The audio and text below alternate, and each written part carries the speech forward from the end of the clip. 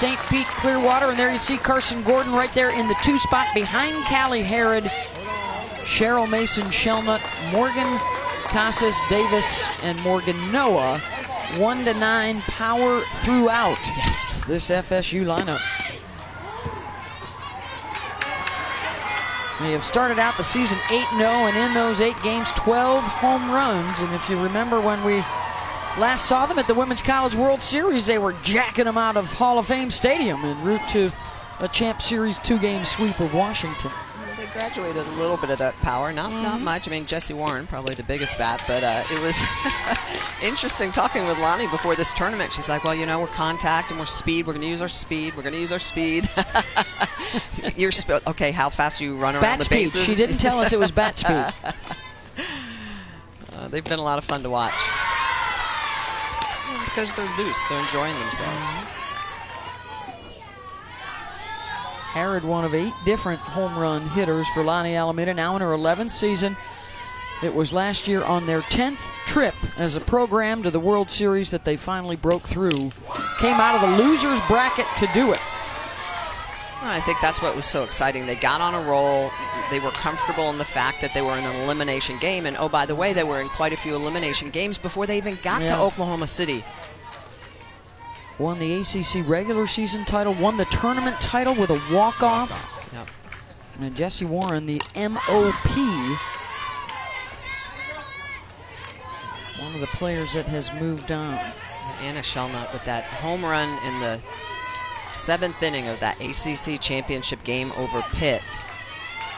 It was the first inkling, you know, something special might be building. It was the spark that started the engine. 3-2, and Sydney Smith gets the strikeout to open up the night. Sydney Smith has the ability to throw to all quadrants. She mixes speeds very well. She has a curve, but this pitch, look at the movement down, puts it right on the inside corner. Nice first strikeout of the game. So here is Carson Gordon out of that elevator, and okay. Hitting in the 2 spot in the order, a 4-year starter for them, a strong senior class at FSU. She's batting .360 on the season.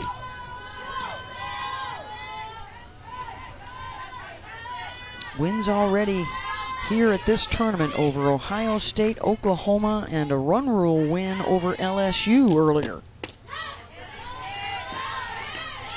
Here's the Oklahoma smash, one of the 5 they hit off the Sooners. It was off of G. Juarez, the lefty trying to get in under her hands, not able to. Carlson Gordon just bashes it.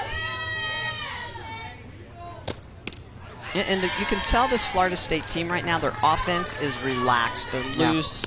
They're seeing the ball. I mean, even their checks, every pitch they're committed. So they're committed to the pitch until they're not. And that's the sign of a really good offensively attacking team. That's what you want your kids to look like.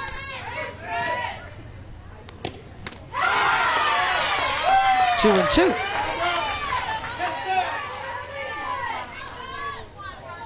There are the numbers.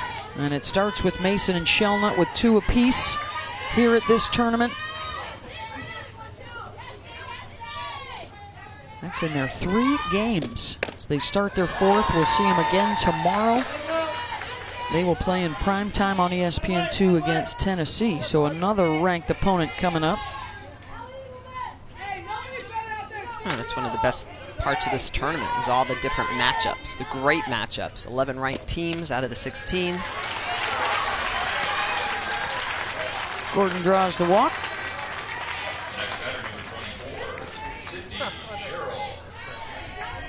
Here's the scouting report on Sydney Smith getting her first start of the year. Smith is going to spin it. She's going to be in the mid-60s. She's got that curve combo, so she'll run it across the plate. She'll throw it backdoor, and she has the ability to throw multiple speeds. A changeup, an off-speed. The off-speed drop looks a lot like her regular drop, but she needs to use those off-speeds effectively. That's how you take power away.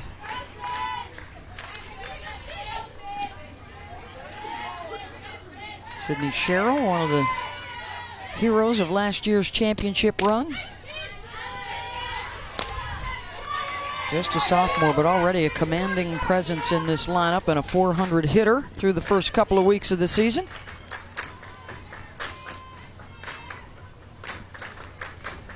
They'll play through the rest of February into early March, and then around mid-March or so, they'll jump into conference play.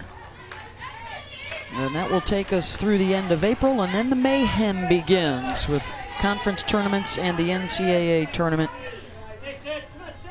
with the Women's College World Series in early June.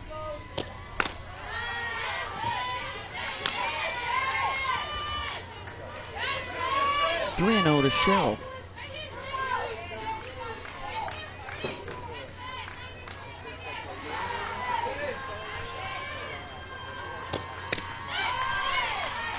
Missed away, so back-to-back walks after the strikeout.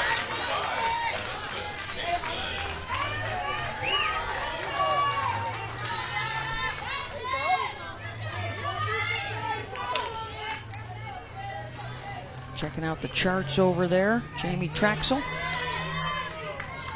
And Elizabeth Mason, the Tampa native back home in the Bay Area, chops that one through the legs of her teammate Gordon. And Florida State has a run on the board.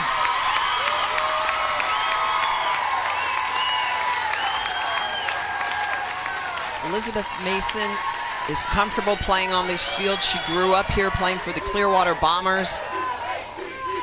And she has played that way all tournament long. Pitch up in the zone, and she just gets on top of it and bashes it down. Easily going to score Gordon.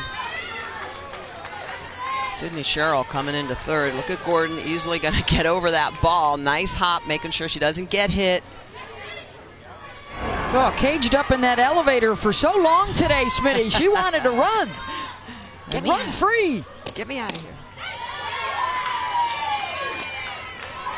This is Anna Shellnut, as Gordon has put up the first run for State. All that extra time in the elevator hydrating, right? She said she was going for Did water. Did she get to the water, or was that on the way to the water or on the way back from the water? If you're going to be trapped in the elevator, hopefully you have the water But with you can't drink too much, because, you know, you don't want the bladder squeaking at you in a confined space like that. TMI and a 2-0 count right here. With one down in the top of the first and a couple in scoring position. Got under it. Arneson back on the grass and dropped it. And they'll have Mason hung up between second and third as another run scores. She's in the hot box and gets tagged out.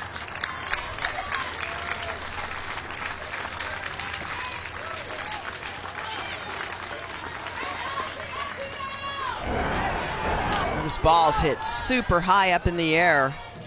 Danny Morgan gets under it, but look at the way you can see the defense. They're not talking. Center fielder's got to wave her off there, right, Got to wave her Smitty? off, but more importantly, you have to get underneath it. Someone needs to get under you. Correct. Jensen is pulling in, and when you see that your defense on the infield is coming back and they're not underneath the ball, you've got to be able to get underneath the ball and make the catch. Otherwise, coming in is going to be a much easier catch than going back. They're going to score that as an error. There's a rope through the 5-6 hole from Danny Morgan. Target practice right now for Florida State. And they've got Minnesota in trouble early.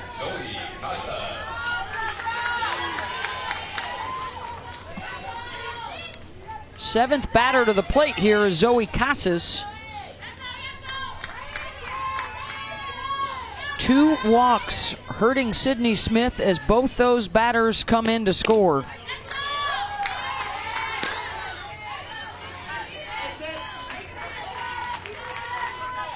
Starts off the game with a strikeout and then the 2 consecutive walks, and it's pitching 101. Another hit up the middle. And another run to score for the Seminoles. RBI Zoe.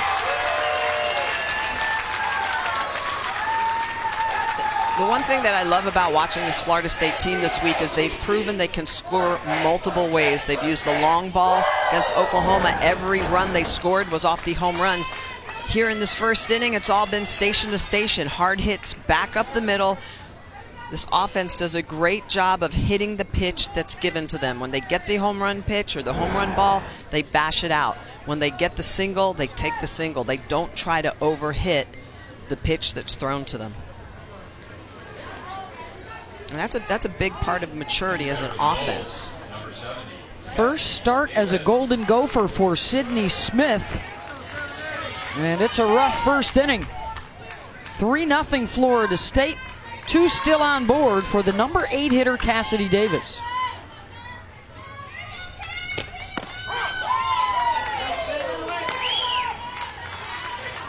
Couple of walks, the error. Anytime you give an offense like Florida State even just 1 or 2 more outs in an inning, they're going to do damage.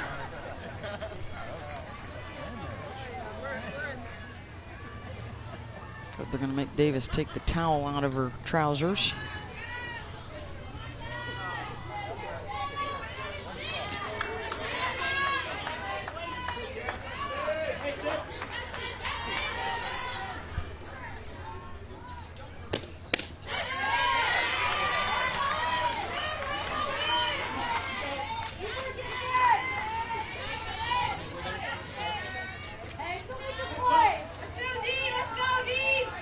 One and one.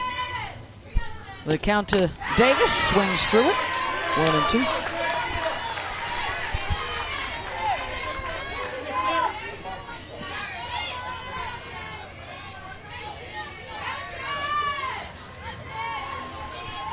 Couple on board still for the Seminoles. 2-2. Sydney Smith can mix speeds. I'm surprised we haven't seen more of that here. Fun calm pitches.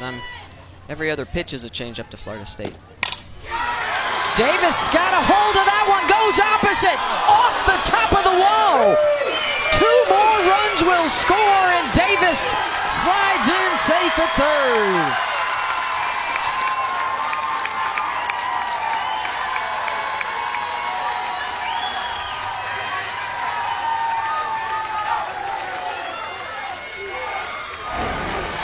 Two-run triple. Davis getting a pitch, curveball on the outside corner. Look at the way that gets the foot down, the head is down. Launch angle, this ball almost gets out of the park off the top of the fence. Look at those statistics, 5th RBI of the tournament. Missed it by that much. Oh, just... Actually, I wonder if it hit off the scoreboard, or the scoreboard sits back, but just off the very top of the fence. Morgan Noah is the 9th batter of the inning.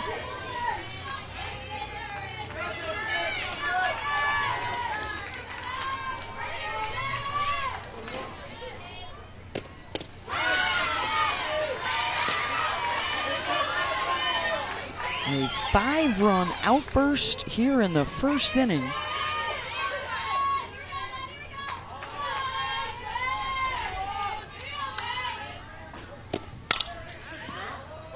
Just outside the bag. So you strike out Callie Harrod to start the game, and then the next 7 in a row reach base. Well, and the first 2 of those 7, BMO, are via the walk. Yeah. And that's the cardinal sin, for a pitcher. You have to be able to go out and throw strikes. You cannot put hitters on base, not with an offense like this.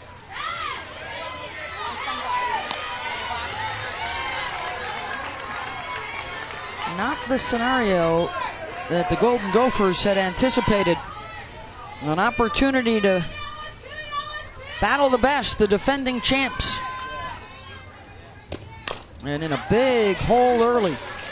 And it'll be interesting to see the rest of the way this game plays out, because when I spoke with Coach Trachsel before this game, she said, you know what, we've lost 2 games. Each of those games, it was 1 bad inning. It was some hits given up, some walks, some defense, and here it is. This is a big inning. And early in the season, what do you learn? You learn how to to stop the big inning. That crooked number, when a crooked number goes up on that board, it's really hard to recover.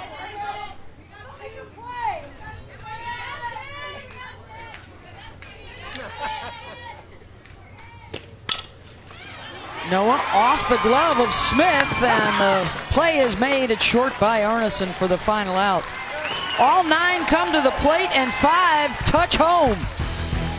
RBI singles from Mason and Casas, the 2-run triple by Davis. And they are dancing in the streets in Clearwater, so excited about the... Oh, we thought you'd want to see some of the sights from last night's banquet the team enjoyed. How about LSU getting down with the Ho-Ro, showing her moves? Impressed with Holly Rowe. Look at that in the facial expression. Holly getting it They're done. all Look checking out her moves. Exactly. They're like envious. Holly Rowe. Welcome Good times. It was a lot of fun. In Clearwater. We had a little podcast last night. Yeah, podcast from it. Fireworks. I think Holly already talked to Kate Gordon for next week's 7 Innings podcast. The JMU star who hit 3 home runs in 1 game today. One of them an inside the Parker. Whoop. Cassidy Davis out there on the bump for Florida State. Here's your starting lineup for the Golden Gophers, brought to you by St. Pete Clearwater. A lot of the production comes from the top 4 in that lineup. That's where they have to try and do their damage. And down big, 5-0, Florida State. With a couple of singles and a triple, helped out by 2 walks and an error. This is Ellie Jensen, sophomore center fielder.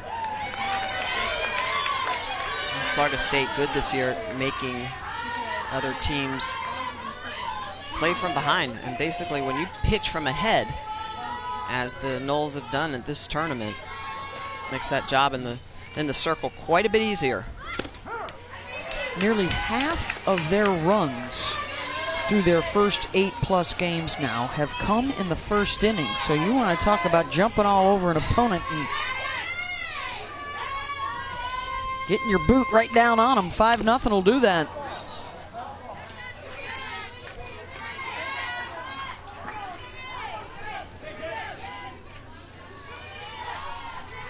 And that's important, especially this year. We had Hansen in the circle with Megan King last year, and those two were quite the duo. I think Hansen's a 30-game winner, and Megan King, who has gotten off to a great start this year, was a 26-game winner, including winning the Champ Series. But Megan's already 4-0. Maybe we'll see her tomorrow night against Tennessee. I certainly hope so. I'm looking forward to seeing that impressive drop ball that the lefty throws.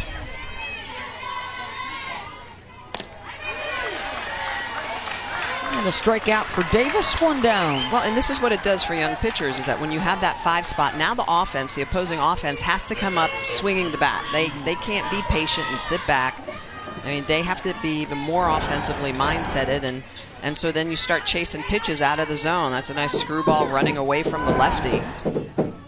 So as for a pitcher, basically, I know when I have a lead, it helps me expand the zone. Yep.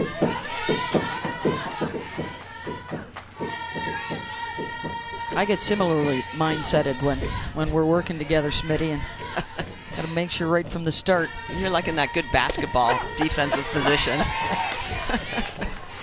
Low man wins. This is McKenna Partain, the junior from Banks, Oregon. First team all Big Tenner last year.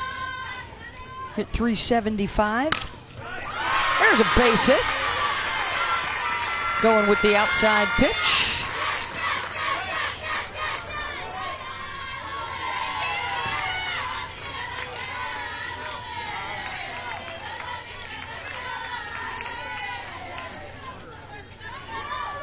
We'll bring up Maddie Houlihan, the senior from Plymouth, Minnesota, last year's most outstanding player at the Big Ten tournament. She's hitting over 400 this year.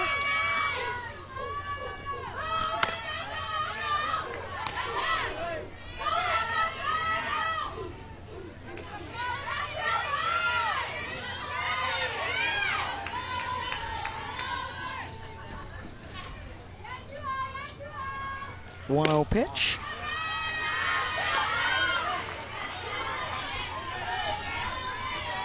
Second season for Jamie Trachsel, 44 wins. Came in a couple of years ago from Iowa State.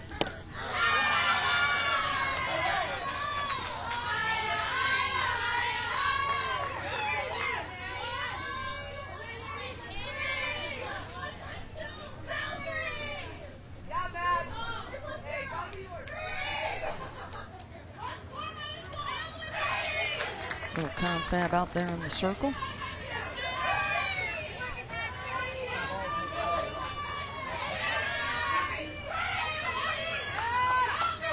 .30 to Houlihan. Trachsel came in when Jessica Allister went to Stanford. And then in the offseason, they lost Kendall Lindemann, who transferred to Florida. Yep. Well, and Coach, before this game, was saying, hey, you know, our top 4, there are horses offensively, so from 5 down, it's the youngsters getting the chance to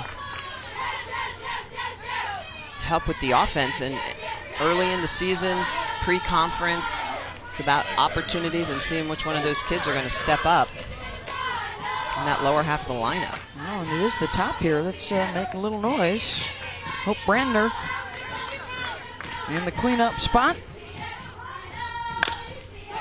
Shot through the left side over the glove of Herod, and Minnesota's got a run up. Partain comes in to score. On Brandner, immediately you could see that she was looking for that inside pitch. She's going to step in the bucket and just bash it right past Herod. Look at the way she gets open. Really knows that she's looking for that inside pitch, clears the hips, gets the hands through. Let's see. Golden Gophers up on the board, showing some fight here early on. Couple of hits and a walk. Caitlin Kemet-Mueller, the third baseman, now stepping in.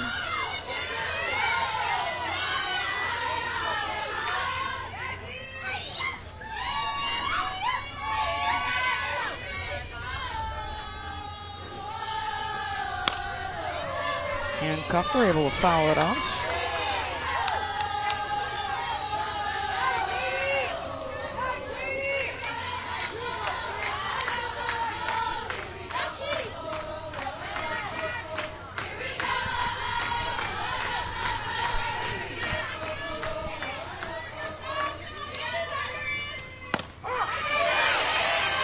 Down the middle to Kemet-Mueller, 1 and 2. And Davis throws with velocity, 71 miles an hour, so she's going to throw a low pitch, probably more like a fastball. She's got a rise ball and an off speed. That rise ball changing eye levels, but it's, again, the off speed. It's such an important pitch at this level of the game.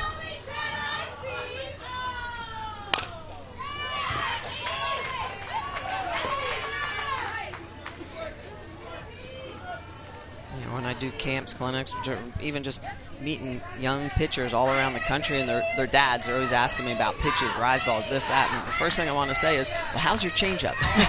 Because that's the one that's really going to help you. Yes. And you got to make it look just like every other pitch, right? Absolutely.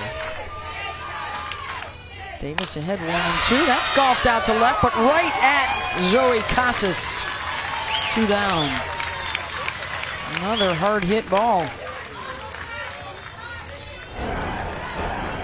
Right on the money.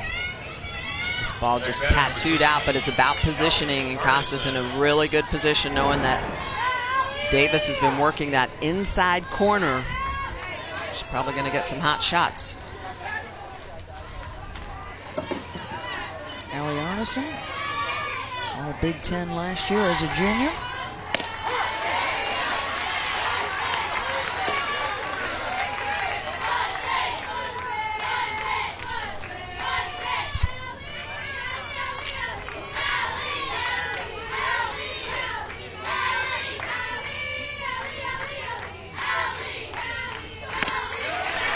Oh, 2.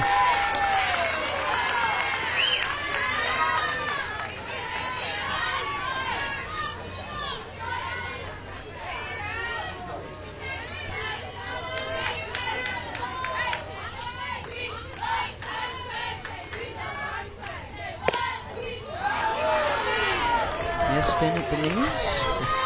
Arneson, she was digging in. She wasn't moving. She wasn't backing up on that pitch. Started to creep into the batter's box. And she backs off the plate a little bit.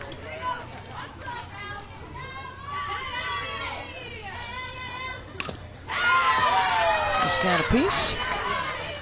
Yeah, there's a couple of things you really see from young pitchers. When I say young pitchers, Davis is a junior, but pitchers that maybe don't have a lot of experience in the circle is that they love to throw to their arm side of the plate, and you cannot be predictable. You can't do that. Your ability as a pitcher, your success rate just jumps exponentially when you have the ability to throw to every quadrant and be pinpoint and precise. My first 60 to 80 pitches for every workout I threw was hitting a low outside pitch, a low inside pitch, up and out, up and in.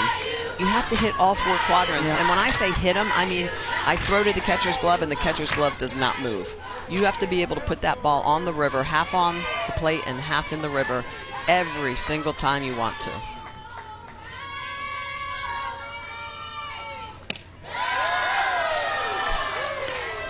Two and two.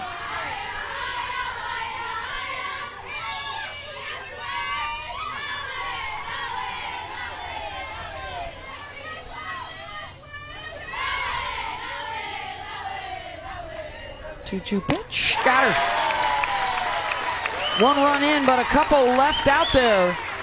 5-1, Florida State with the lead. Back to the local community here. Well, and a big reason that happened is because of Megan King. She's a nursing major, and she's hoping someday to work at Johns Hopkins All Children's Hospital. And I work with them living in the area, and some of the foundation members contacted and put Megan and I together and said, hey, Michelle, can we set up a visit at the hospital? And it's really been a great part of this event. So much community outreach, and here's a visit on Thursday. So they made 2 separate days. She organized this all herself on social media. She contacted other players. So we've got Texas is there, LSU, Oklahoma State, yep, along with Megan King, and Lonnie Almeida was there. That was Thursday's visit, and then Friday as well. They went and got to visit with the children again, and just a great part of this game. And even some of the teams that couldn't make it, they wanted to go separately as a team themselves. So it's nice to see these young ladies giving back and really wanting to inspire the youth of the community. Megan, the 6th-year senior from Parkland, Florida. Who may also just happen to be the best, or certainly one of the best pitchers in the country this year. And off to an undefeated start. Her mates with the 5-1 lead over Minnesota, and they're right back at the top of the order. Everybody came up to hit in the 5-run first. Callie Harrod was one of just 2 that didn't make it to base.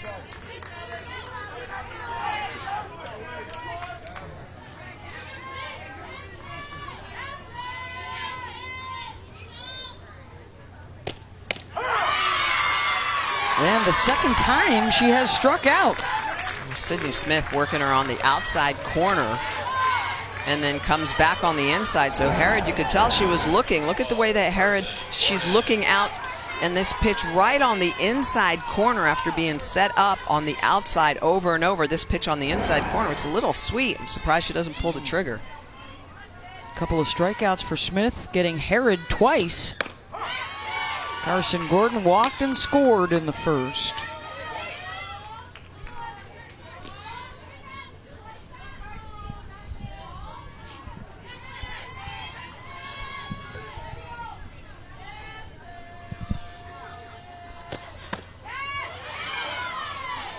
Top of this order has been lethal so far today, going 7 for 12.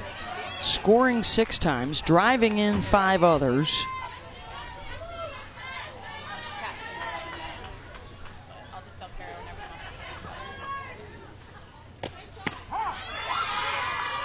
Got another game going on here tonight, also on your ESPN app, on the field right next door to us. We'll keep you up to date on that throughout the evening. Notre Dame and Cal tied at 2. They're a little bit ahead of us, top 4. Cal in the all gold, the Irish in the gold and blue.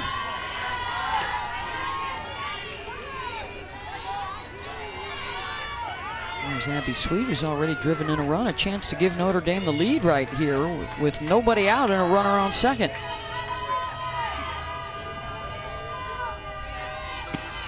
Kamalani Dung in the circle for the Bears. And another strikeout for the Gophers pitcher, Sidney Smith. Gets the top two looking. We talked about how aggressive the Seminole team is in the last two batters. Striking out. Striking out looking. Abby Sweet, terrific snag at short. And they won't get Sweet at first base. The Irish will have runners at the corners with nobody out.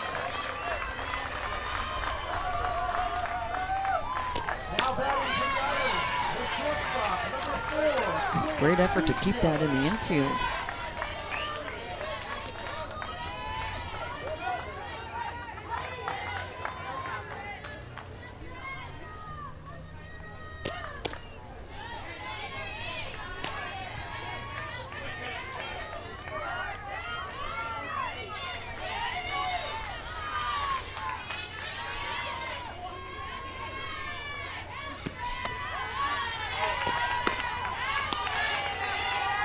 Got Florida State, Minnesota on your left, Notre Dame, Cal on the right. It's Quinn Biggio coming up now, the daughter of Hall of Famer Craig Biggio. Kamalani Dung has a nice little rise ball. She uses that effectively. She transferred over a couple years ago from Fresno State to pitch for Cal.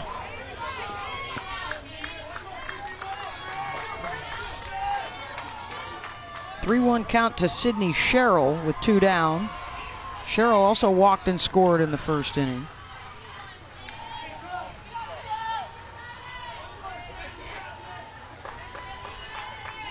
.400 hitter on the year with 2 home runs. And may have just added to that total. It's gone. Solo shot. Sydney Sherrill. Earlier in this tournament, Coach Lonnie Almeida said she wasn't feeling well. She was hoping that she'd just be able to play, and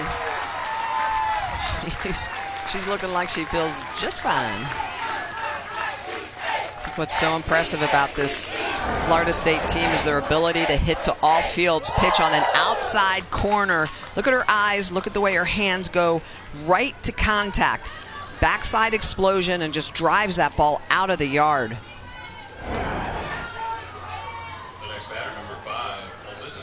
So much power. Look at and there's hugs for everybody. If you notice that Florida State, they don't all come out to home plate to celebrate a home run. You get a hug from the next batter up, and then you walk over to the dugout and you hug everybody else and maybe a couple of high fives. You must have to work your way. You must have to graduate from a high five to a hug. Are you a high fiver or a hugger? I would think after a home run, I might be a high fiver, or a, you know, a jump up and a booty. Yeah, a get booty one bump, of those. or a chest bump. Boom. I mean, the adrenaline's got to be really pumping, and then that's a long line. It's like a receiving line, and there's a base hit for Mason. Well, you know, they do say, Beth, that 7 hugs a day for good mental well-being is important. So if you hit a home run for Florida State, you've hit that quota. You've had times a good day. 2 or 3. You're going to be mentally happy. Yes, very mentally happy.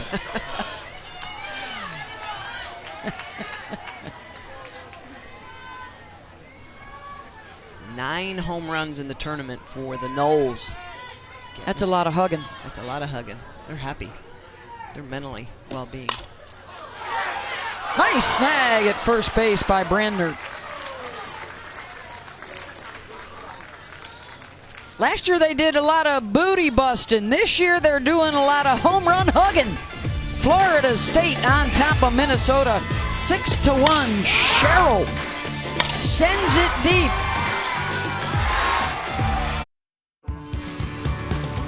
So Friday, lots of young softball players got a chance to participate in a clinic led by the Package Deal and our very own Amanda Scarborough.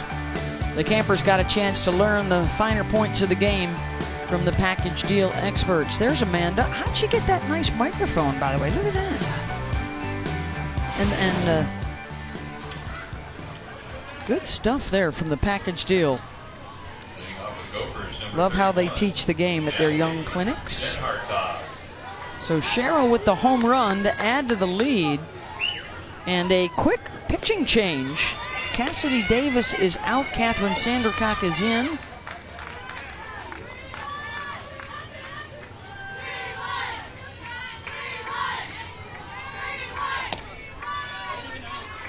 (3-0) in her 3 appearances, 2 starts. We saw Catherine get the win in the Oklahoma game, coming on in relief of Cassidy Davis. Yeah, she did a good job against Oklahoma. She expanded the zone. She used her changeup. It's got a nice little drop, a rise ball. So she's a good look. I actually like the mix between Davis and Sandercock because Davis has a lot of power, a lot of speed. Sandercock has the ability to mix a little bit more, elevate, drop it down. There you go. That's a nice drop ball. You see the way it rides back underneath the hands.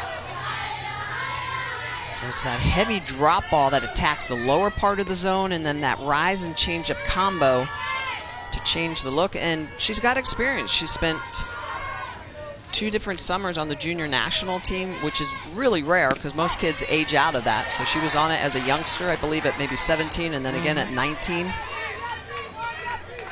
So that experience playing international ball for the USA junior national team has helped give her some experience in the circle in big games. Bottom of the order here for Minnesota. Natalie Den Hartog, the DP. So the walk to lead off the second. They got a run in the first inning on the RBI single from Hope Brandner.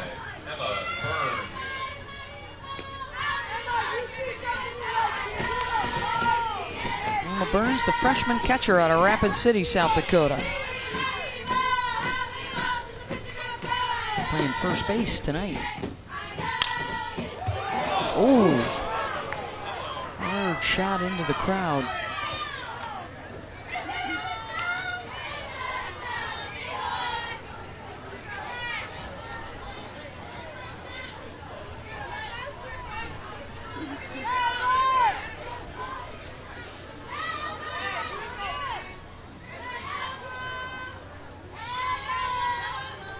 Oh, 1 to Burns. To short for 1, over to first, not in time. Harried a little slow on that transition over to Noah.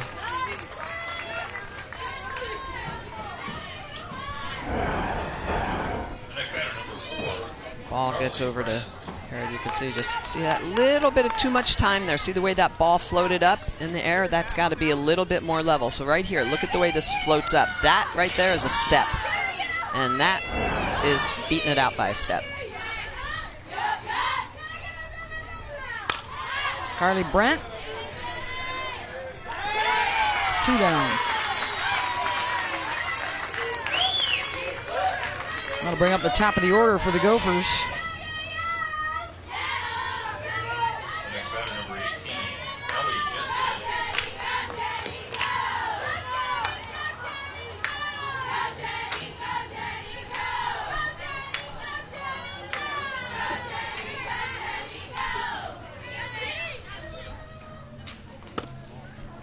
So with the lefty slapper, Ellie Jensen up.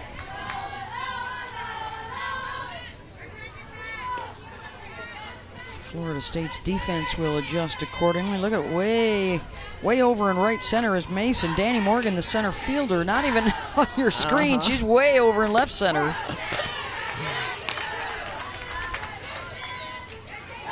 Shortstop moves further left into the 5-6 hole. Trying to take away those holes in the defense.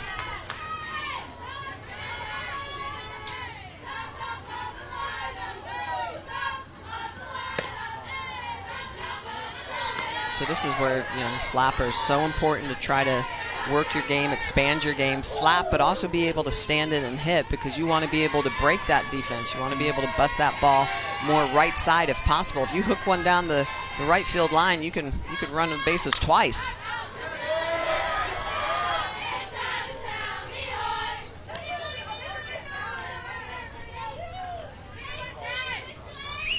Jensen struck out in the first inning, but that was against Cassidy Davis.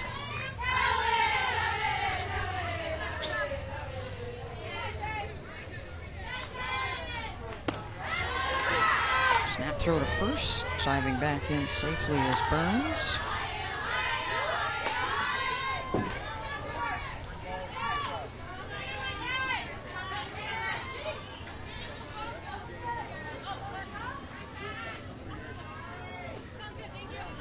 Full count to Jensen.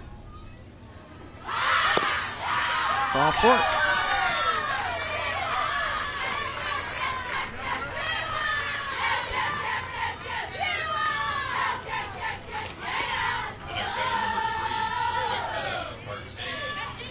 Those are the games coming your way tomorrow. ESPNU, 10 a.m. Eastern. It's Notre Dame and Ohio State. And then tomorrow night, 7 Eastern, ESPN2, the top 10 showdown, Tennessee and Florida State, and a preview of two of the top contenders for trips to the Women's College World Series and the National Championship.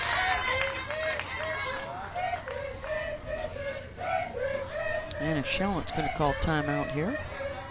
We'll try to talk to the young pitcher.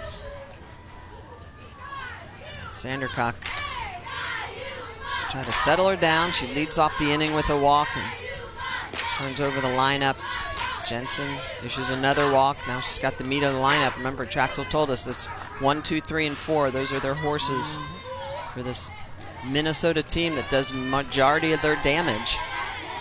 Burns and Jensen on the bases with 2 outs for McKenna Partain. Singled and scored their only run in the first.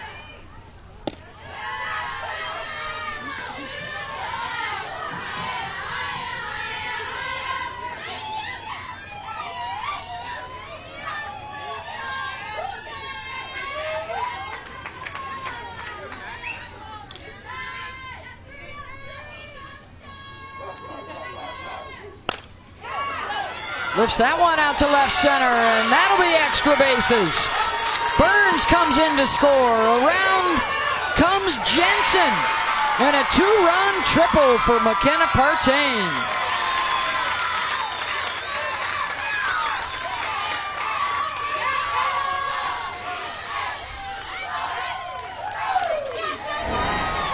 Partain getting it done with 2 outs.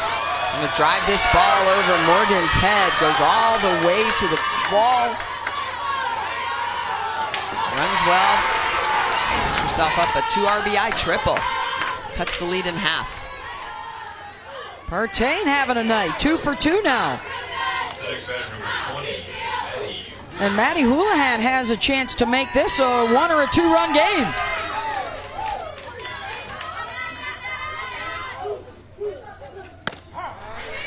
First 2 hits of the tournament for McKenna, and they're good ones for the Gophers.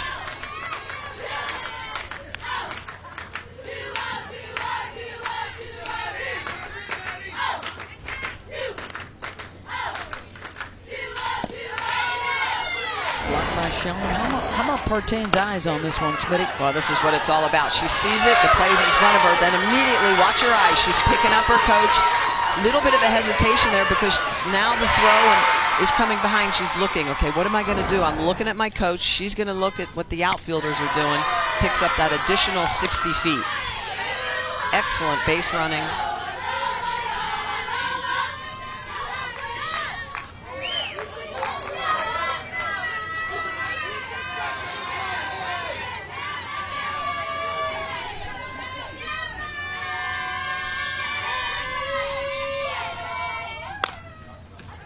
Jammed her down the line, and Mason drifts over to make the catch. Side retired, but Minnesota gets a couple more in off of the new pitcher, Catherine Sandercock. And we got ourselves a ball game. 6-3 tonight in Clearwater.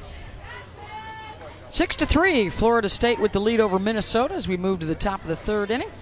Beth Mowens and Michelle Smith with you tonight. Eddie C. Moore Field here in Clearwater. Seminoles undefeated 8-0, number 2 in the country behind UCLA. Minnesota will be chasing after a Big Ten championship this year.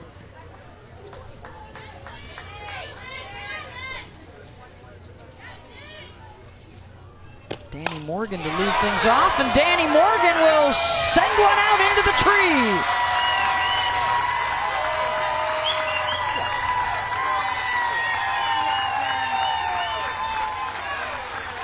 I was just writing in my book just about the offensive explosion for this Noles team. 14th home run of the season, 10th of this tournament. Elevated drop ball on the inside corner.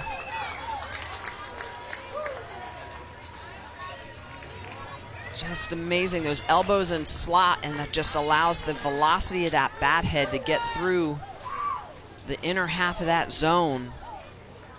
Hugging it out. Pitching change afoot here for Minnesota, down 7-3.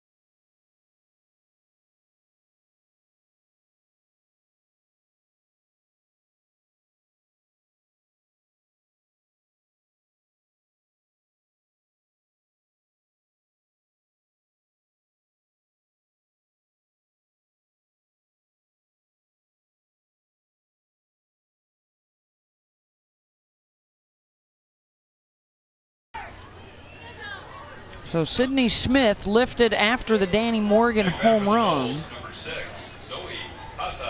And Carly Brandt will come on to pitch. So they've now played 3 games and 3 innings in this tournament, and they've hit 10 home runs. Zoe Casas and Morgan Noah, the only Seminoles that don't have a home run here. And here's Zoe. Well, those 10 home runs are by 8 different Noles. And only starters, of yeah. course, yes.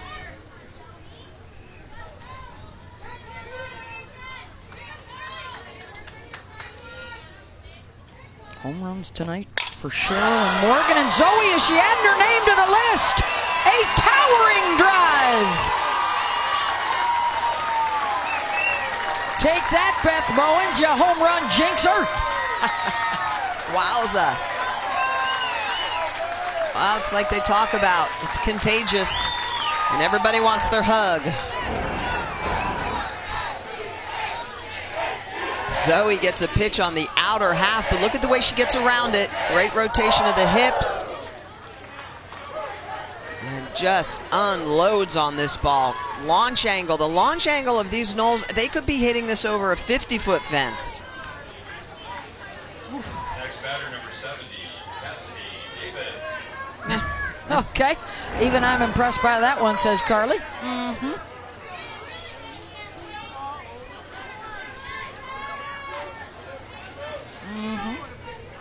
Somewhere Crash Davis is muttering the fact that that one left a vapor trail on it.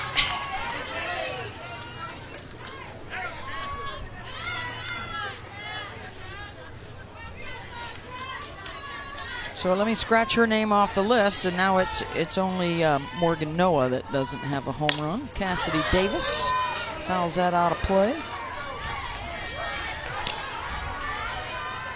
Wowzers. That's just 11 home runs in the tournament. 15 now in the season. 15 in the season. Nine different players in this tournament. It's impressive. If you We're going to use our speed. if you had Leslie Ferris in the starting lineup at second base, then that actually would be all the starters have a home run this year. So, yeah. Davis won't leg that drop, third strikeout. One down. So, okay, Morgan Noah, here's your chance to get on the list. Oh, no, they're going to bring back Davis, my bad. She fouled that off? Yep. Or it may have been an illegal pitch, I believe. Illegal pitch it is.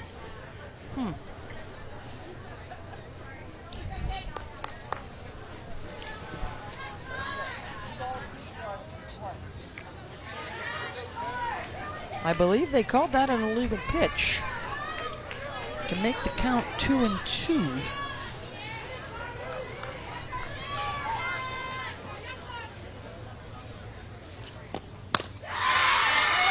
She'll get the strikeout the old-fashioned way. Hang on to it. One down. Next batter, number 44, Morgan Noah. So Morgan Noah, the only starter without a home run here at the Elite Invitational.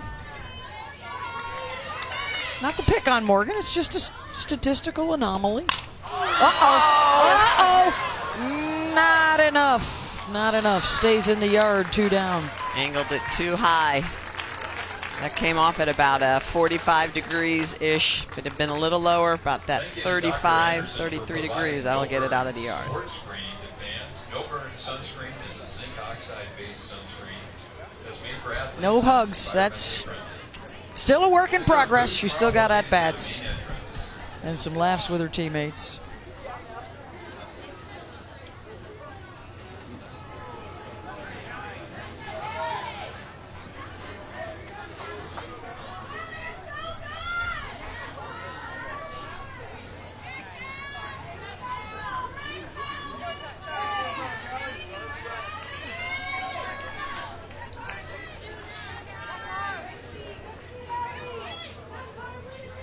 Back to Callie Harrod.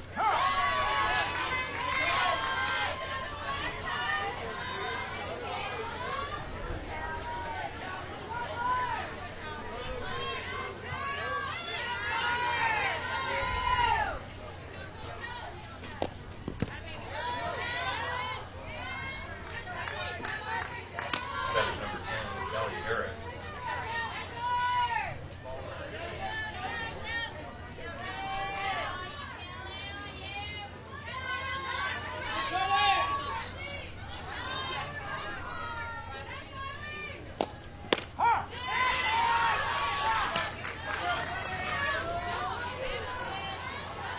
Carly Brandt mixing it up. It's a little off that last pitch. Works from ahead now, 1-2.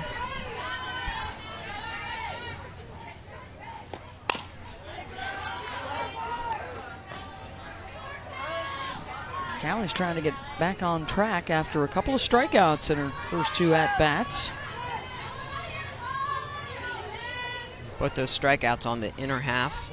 Swung through in her first at-bat. Looked that second strikeout. Had to fend that one off. Off speed at 54 miles an hour.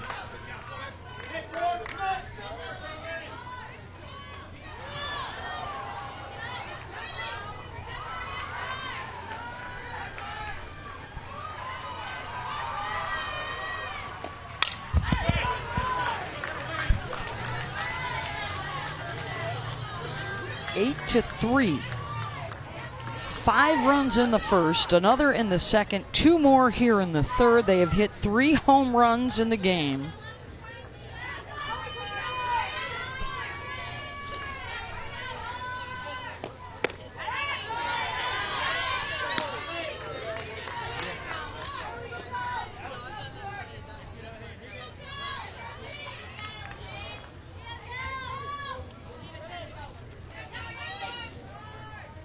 Here's the 2-2 from Brandt. Struck her out again. Side retired, but more damage done. Mid-third, 8-3 Knowles, 3 home runs, and you get a hug, and you get a hug, and you get a hug. Everybody gets a hug for the Seminoles. 8-3, Florida State, number 2 in the country, leading Minnesota, thanks to 3 home runs on the night. And the Golden Gophers trying to keep pace. They'll bring up their 4, 5, 6 hitters. Hope Brandner, who had an RBI single in the first.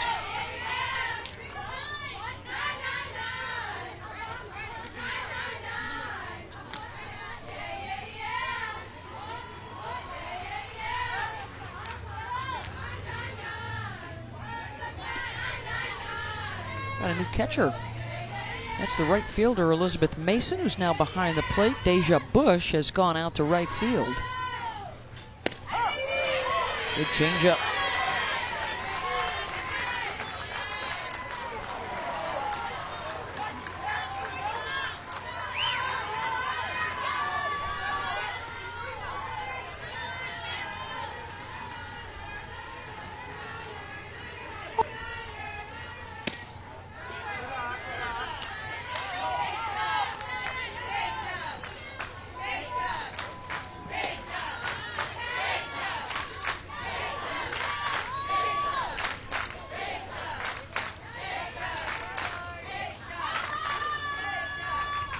One-two from Sandercock, fouled back. Sandercock coming out here in the second inning and working from ahead. And his first batter, I'm sure that Coach Lonnie Almeida told her, look, you have to, with this lead, you've got to work from ahead. Hit your corners.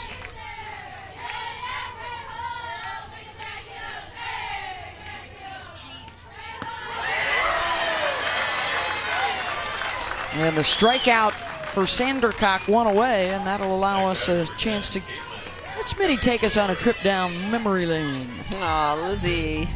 Little Elizabeth Mason, who is now catching for the Knowles, used to come out to my holiday camp, my summer camp. There she is last year after they won the national championship. A couple of big home runs for Elizabeth. Now here she is catching, taking a little bit of the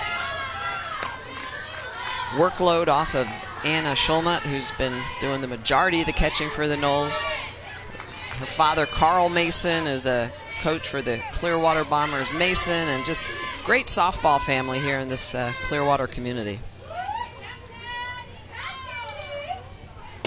She's one of those kids who was always so excited for camp, would always be asking and talking about it and wanting to know when the next one is and when she could sign up. And her dad's here tonight. He was, yeah. There he is. There's a good look at Carl Mason. Coaches a Clearwater Bombers team, even though his daughters have graduated and gone on to play in college. You know, that's what it takes to really develop. You can't quit this game, Smitty. No, you cannot. Can't do it. He's a great guy. Great man, really helps the youngsters in the community. And he's got the new shirt on, but that looks like last year's ball cap, because you can't, once you win a championship with that hat, you can't get a fresh one. You got to stick with it. It's got all that. That's seen a lot of sunny days watching his daughter play softball right there. That's right. There you go.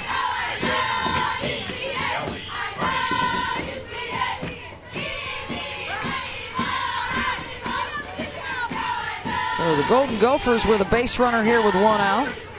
As Kemet Mueller draws the walk, that'll bring up Arneson.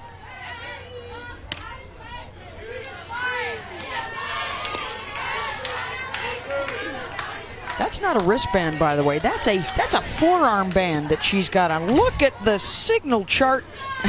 I feel like you need a PhD, Dr. Mowens, just to be able to decipher that. I can distinguish that with my Doctor of Letters, specializing in LMNOP. Look at all the different variations.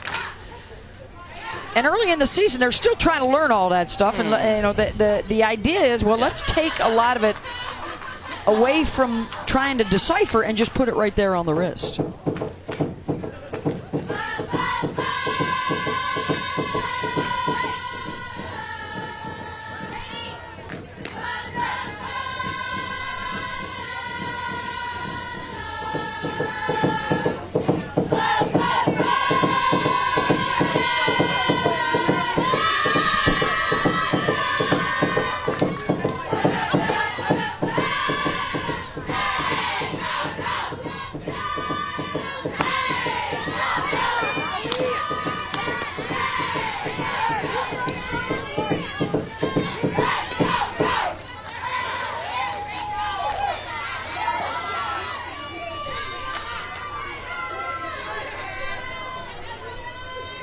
2-0 pitch.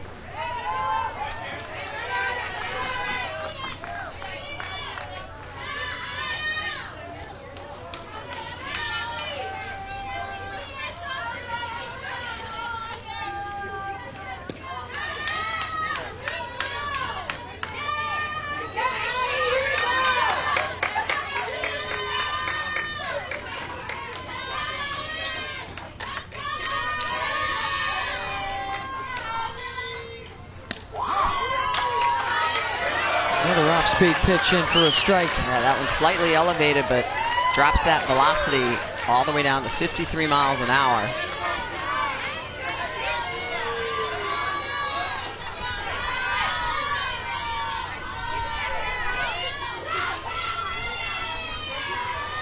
Two. Struck her out.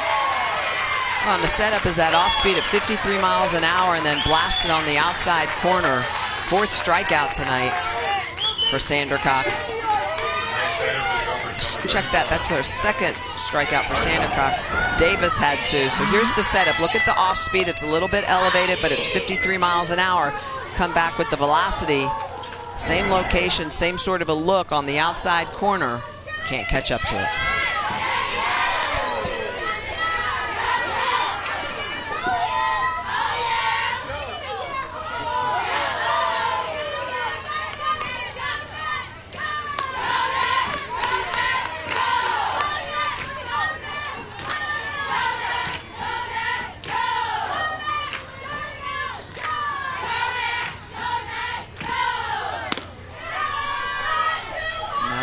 Hartog lays off the high heat.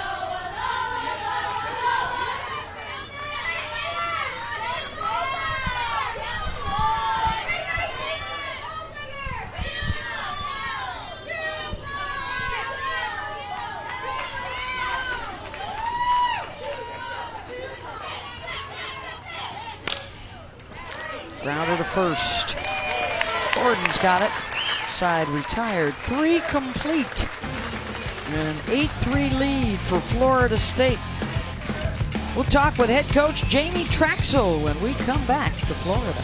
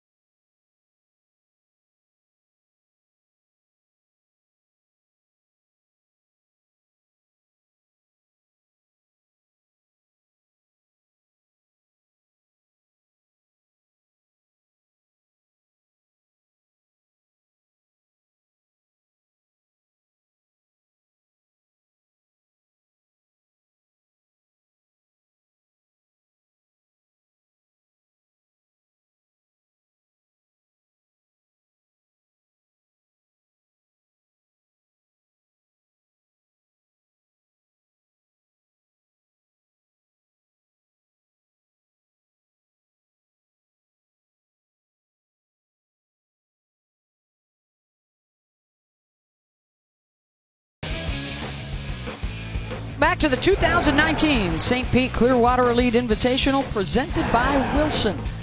Florida State and Minnesota with you tonight, and the head coach for the Golden Gophers, Jamie Trachsel, now joining us. Jamie, a terrific tournament with some really good competition. What are you learning about your Golden Gophers here early in the season? We need the experience to get out here and play the speed of the game. You know, top 10 competition each and every game, top 25 at least. And we have a lot of new kids that are out here, and so just getting them acclimated to the speed of the game and what it takes to come out here and the level of execution that it takes to be on this field and to compete and to win. It's a good learning experience for us, and we've had a chance in every game that we've been in this year, and we'll keep getting better and learning from everything. Coach, we talked before the game about the strength of your lineup at the top, your top 4 hitters. What would you like to see from the middle half of your lineup? They're doing a good job. I mean, we're attacking. We're putting the ball in play. We're making them make plays. I like our confidence and our approach and our composure. So we'll keep learning from and adjusting to the pitches that they're putting out there. But we're going to go up there swinging and taking our hacks. Thank you, Jamie. Thank we you, Coach. appreciate it. Thanks, guys. The Golden Gophers out of the Big Ten Conference, opening up the season 3-2. They lost to Tennessee in their first game here, but then beat Notre Dame, thumped the Irish. Yeah. Run ruled them with a 7-run first inning earlier. And now trying to take down the top dogs There's a look at what the Gophers are doing tonight. Well, the rest of the squad has driven in a couple. They got one on the first, 2 more in the second, but it's been hard to keep up with the Noles and their home run hitters. 3 taters for the Noles.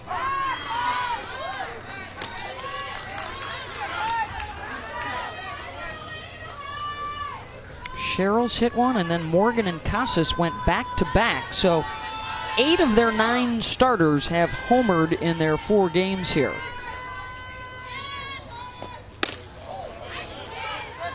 A win over Ohio State, an impressive takedown of Oklahoma, and then they run-ruled LSU.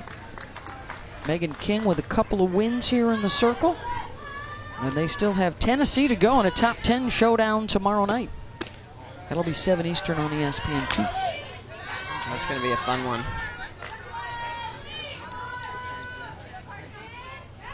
Elizabeth Mason with a couple of hits. Danny Morgan and Casas as well.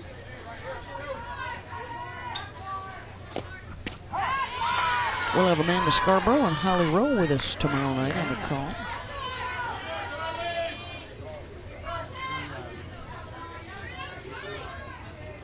Aubrey Leach, I'm looking forward to seeing her from Tennessee.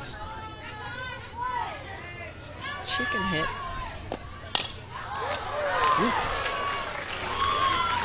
Kenneth Mueller snags it at third. 1 down.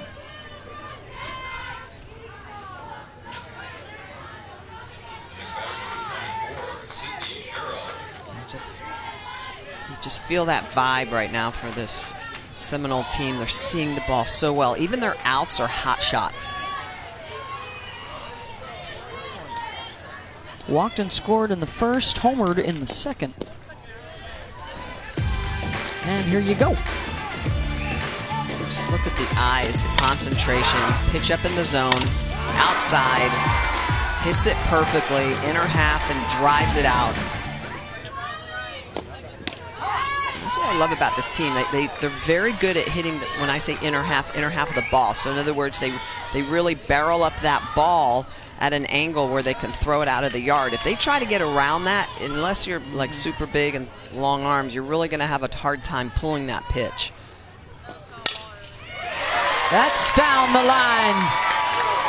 Sherrill headed for second, and she'll get there standing up. And perfect swing example of what we were just talking about, Beth. Watch the way the angle of this bat head is going to approach the ball. So it's inner half of the ball. The pitch is on more toward the outside corner, and then look at the angle. Look at where she's hitting that ball.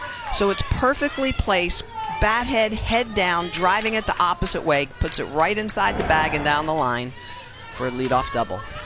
Excuse me, for a double with 1 out. Elizabeth Mason, who started out in right field and now is the catcher. Here's another look at that swing from the side. It's great contact back over the back half of the plate, letting that ball travel deep in the strike zone. Pretty swings. Set the ACC record last year with those 29 doubles in her freshman year. ACC's Freshman of the Year. And an all-World Series performer.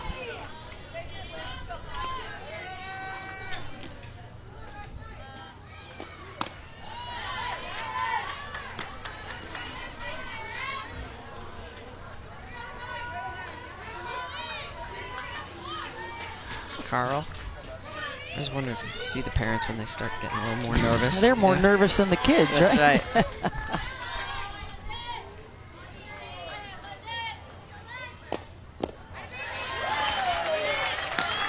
2-2.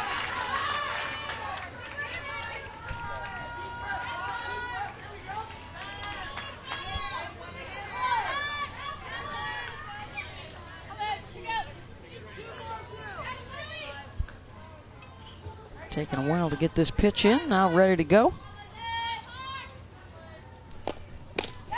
Full count.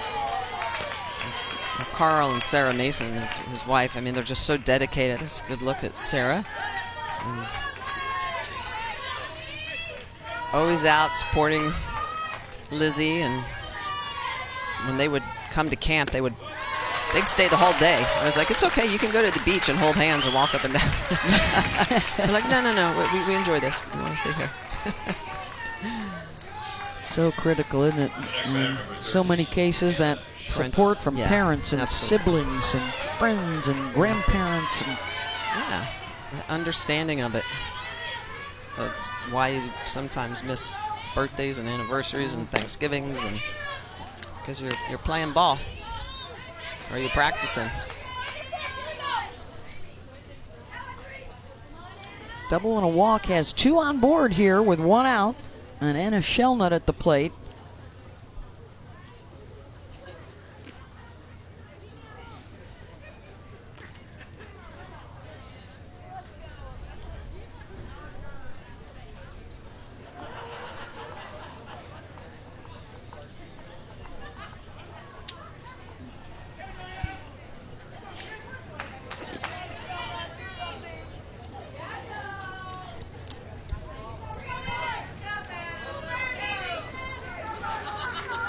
There was some uncertainty, I think, on that last pitch. Reading the periodic table there on their arms.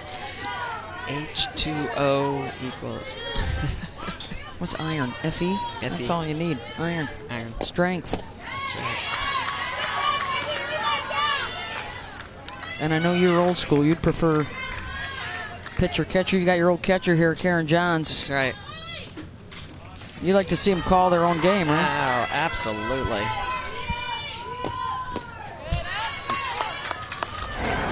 Not many do in this day and age.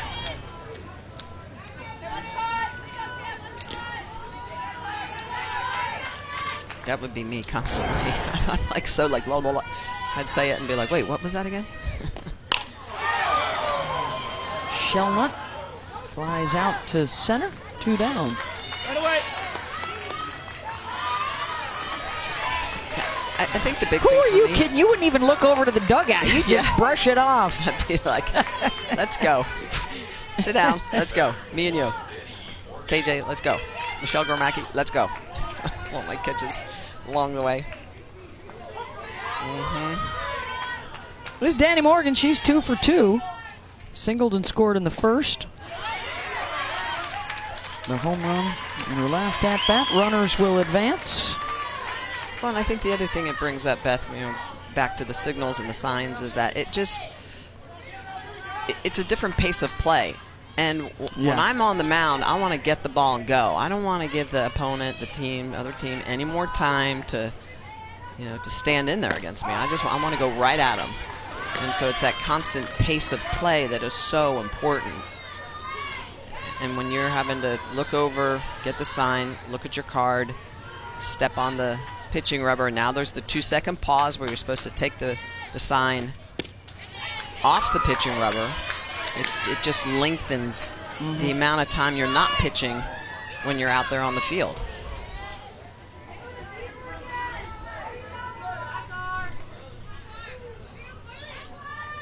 Two-1 to Morgan. Got a couple ribbies out there, and the ground out to third will end the threat. To the bottom of the 4th we go. Lonnie Almeida, the head coach of the Noles, coming up.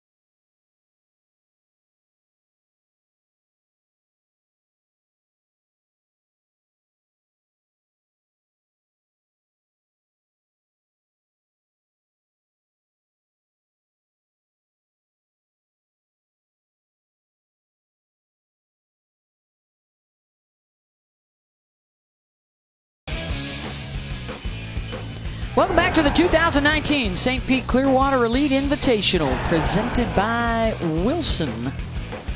8-3 Florida State with the lead over Minnesota. They've been crushing home runs all over the place in their 4 games here. Everybody getting in on the act.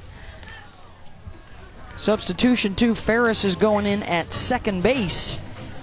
And we're now joined by Lonnie Almeida, the head coach of the Florida State Seminoles. Lonnie, when we talked to you a couple days ago, you said your team was much more situational hitters this year. So is every situation home run worthy for this group? Yeah. I mean, we're swinging it well. We're just playing team softball right now, which is so awesome. I mean, a lot of things are working for us and clicking for us, but it's just really fun that we're just playing pitch by pitch, and that's just a maturity to see in them. It's really cool. It's a lot of fun. Well, Coach, Beth and I debated when you were talking about the use of your speed. Was it your bat head speed or your speed of your athletes? But that's actually not my question. My question is about your pitching staff. Tell me what you like about what they've done in this tournament. I think the big thing is we've got to get better at managing our game. So, we're going to go ahead and give up home runs or give up hits. But if we get after the next batter and get out of the situation and we're eyeing each other up and just being a little bit more mature about some situations, because all of a sudden you get in that mindset that the wheels are falling off the bus versus just like, okay, take a breath, bring it together. And I like that in Cat right now. All right, thank you very much, Lonnie. We appreciate it. We're defending national champs, but as she was telling us, they're not defending. They consider themselves to be right back down at the bottom of the mountain, and they got to climb their way back up, find their way back to the World Series. DNAE is the motto. Defend nothing, attack everything. And after a lot of years of doing the hunting, they are the hunted this year. And how will they react and respond to that through the first couple of weeks? Just fine. Thank you very much. Yeah, I don't feel like they feel like they're hunted at all. Like we talked about, are you hunting or hunted? And I think they're still hunting. Well, and she talked about it as well, being at the bottom of the mountain, the little stick figure. Last year was at the top of the mountain, and it has tumbled and started back down at the bottom of the mountain like everybody else. 8-9 in the top here for Minnesota. Emma Burns scored in the second after reaching on a fielder's choice.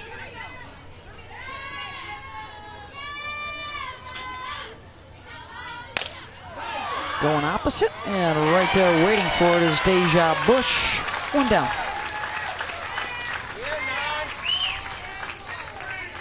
Next batter, number 4, Carly Friend.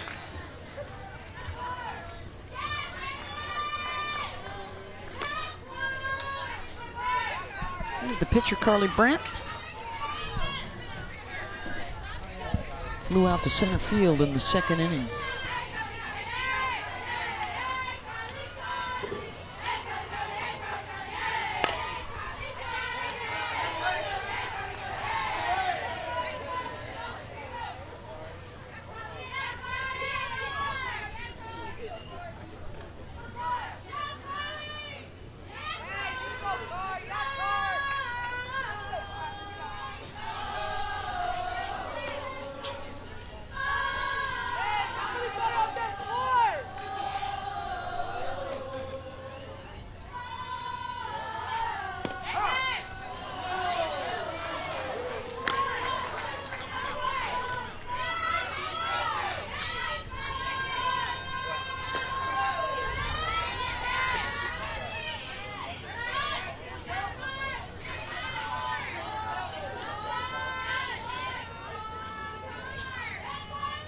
Two from Catherine Sandelcock in the dirt. They're getting a good long look at her. I think they saw Carabillo in their game earlier today, the transfer from Auburn. Mackenzie Herzog, who can also do some pitching for him, is out with an ankle injury this weekend. So they have some options to go to. Just going to be important to take some of that pressure off of Megan King. And you want to make it as tough as you can on your opponent. How are you going to prepare for Florida State? You've got King, who throws one way. You've got Kat Sandercock, who throws another, and Davis, who's more power. Herzog. You want to really challenge your opposition to struggle to get ready to face you.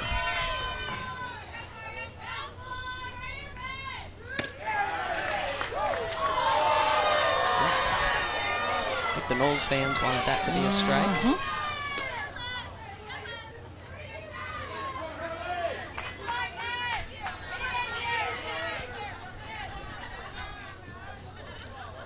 Full count.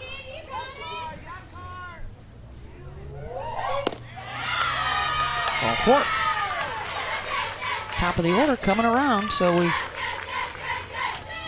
spoke with Jamie Trachsel a little earlier. This is the group that usually has to get it done. Yeah, and like Lonnie talked about in that interview, just learning. Sandra Cock, good, young, walks the number 9 hitter. Those are the things that as the season progresses, she's going to want to see her clean up.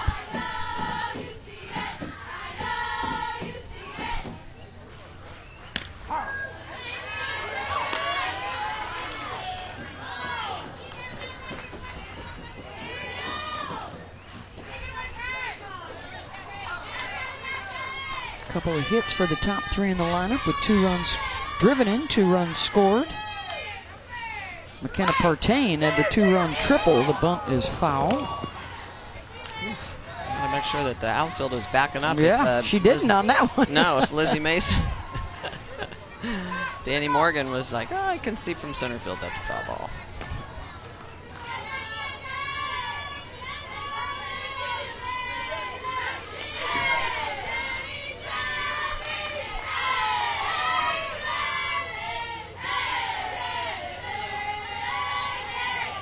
Casas way in, out in left. Way shifted. The slapper is working that outside corner, so they've got Danny Morgan, the center fielder, is almost like deep shortstop or outfield shortstop. Got Casas all the way over at the line. Deja Bush, the right fielder, is right center. And for the new fans out there, Michelle, there are a few windows, right, that they're trying to get to. A chop over the head through that 5-6 hole is another popular one for the lefty slappers. Or a little flare into shallow left that the shift tries to take away. Yeah. Yeah, so as a hitter, it's your responsibility to know, okay, with that setup, more than likely, you know you're not going to see a pitch on the inside corner. So you have to adjust accordingly.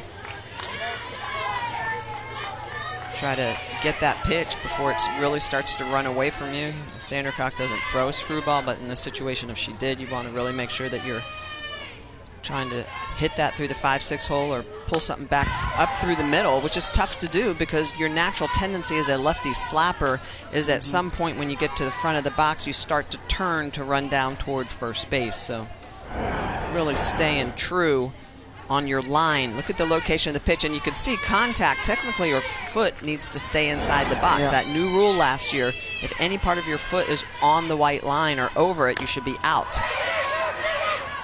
That's a fair ball just inside the line, and the Gophers are safe at first and second. Infield hit for Jensen. Jensen, lots of wheels there. Getting down that line. Lizzie Mason comes out from behind the dish, but that high second hop.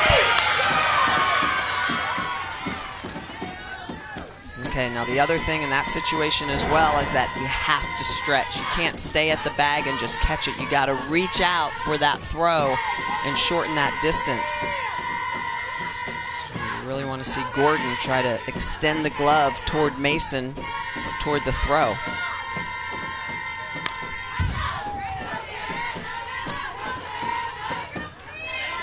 McKenna Partain's 2 for 2.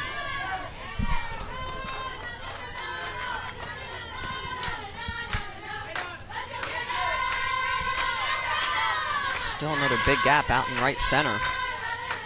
Bush, the right fielder, is toward the line, and Morgan, the center fielder, is in the left center gap. 0-2 now. Sandra Cock gets out in front.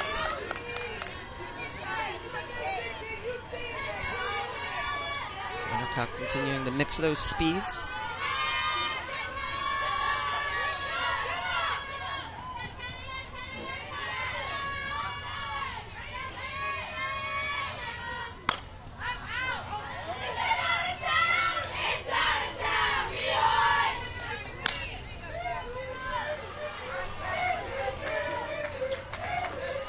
0-2 count. I'd love to see Sandercock try to throw a rise ball up underneath and in the eyes. Absolutely for a ball in this situation, 0-2.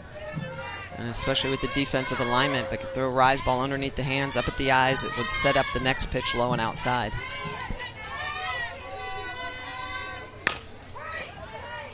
Just foul.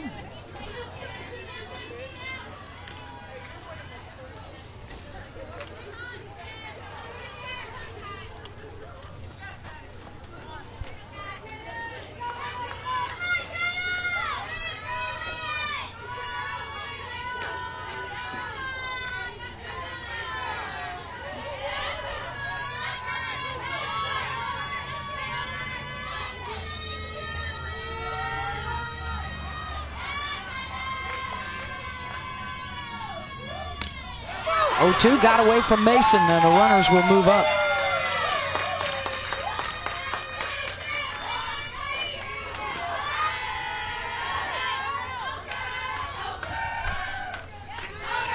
Activity now in the bullpen for Florida State Caraballo.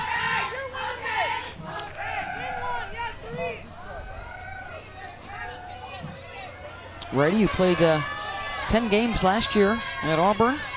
Member of the Canadian national team pool as well. Slow roller to first. That could be some trouble.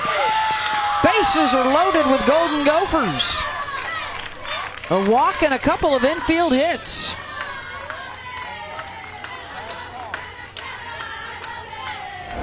That's always a really tough play for the right side of the infield, especially when they're this deep. You can see again, though, Gordon does not charge this. She needs to run in toward the ball, not to the side. You've got to go get that, and then, of course, Ferris, the second baseman, has to cover it first. Is Lonnie buying a little time here for her bullpen?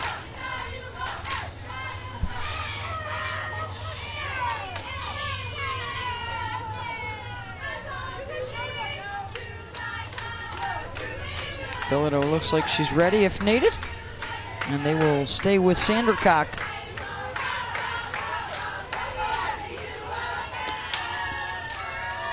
Next batter for the Gophers, number 20, Maddie Houlihan. She'll be facing Maddie Houlihan, the number 3 hitter, a walk and a flyout tonight.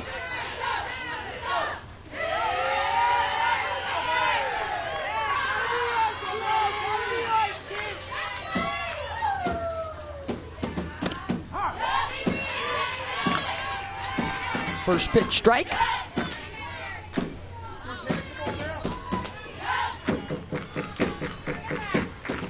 Brandt, Jensen, and Partain on base.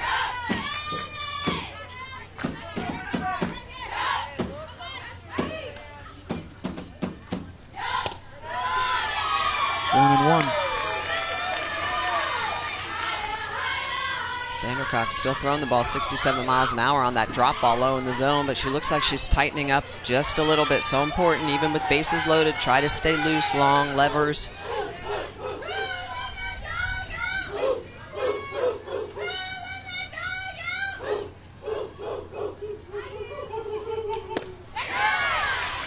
Took a little something off, 1 and 2. 67 on the outside corner, low and outside, comes back at 54 miles an hour at that flip change.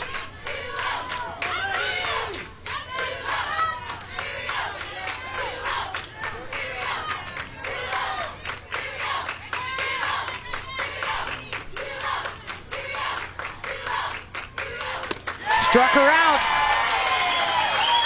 Got her upstairs, 2 down. Sandercock, big pitch in a clutch situation, so it's a changeup for the setup, and then the rise ball up and out. So 54 miles an hour up to 66 miles an hour. Big strikeout with the bases loaded. 2 outs now. That's her third, and this is Hope Brandner. RBI single in the first for Hope. Right back to the change for Sandercock. And I love that Lonnie's calling these pitches, and she's challenging and believes enough in Sandercock to throw that changeup early in counts with the bases loaded. Yeah. Showing a lot of confidence in the freshman from McLean, Virginia.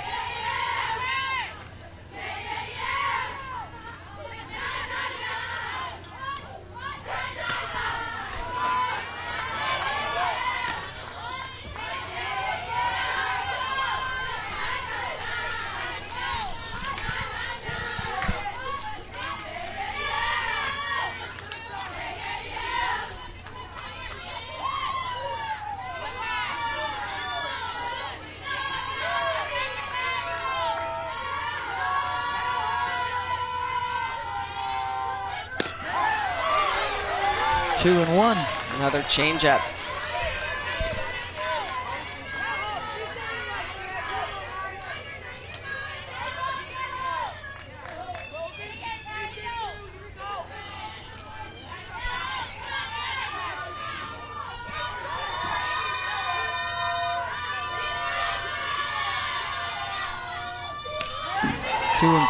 She was waiting on that one. So it's always important to remember when you throw change-ups back-to-back or even 3 times in a row, you can't locate them all at the same spot. You want to move them around a little bit. Dump them down, move them or run them, but just don't leave them in the same spot. You got away with one there. And the strikeout going back to the high heat. Bases left loaded. Rise at the eyes from Sandercock. Sandercock mixing the speeds, but it's the rise ball that's devastating. Gets out of the bases loaded jam. We got Florida State, Minnesota right here. I bet you that guy's got the ESPN app out right now. Do you think he's watching the Notre Dame Cal game that's going on next door? We've had some great stuff on the app all weekend long. Got some more for you tomorrow. The final day of the invitation. We're going to hate to see it go. That's what's happening right now. They're in the top of the 7th. The Irish leading the Cal Bears 6-2.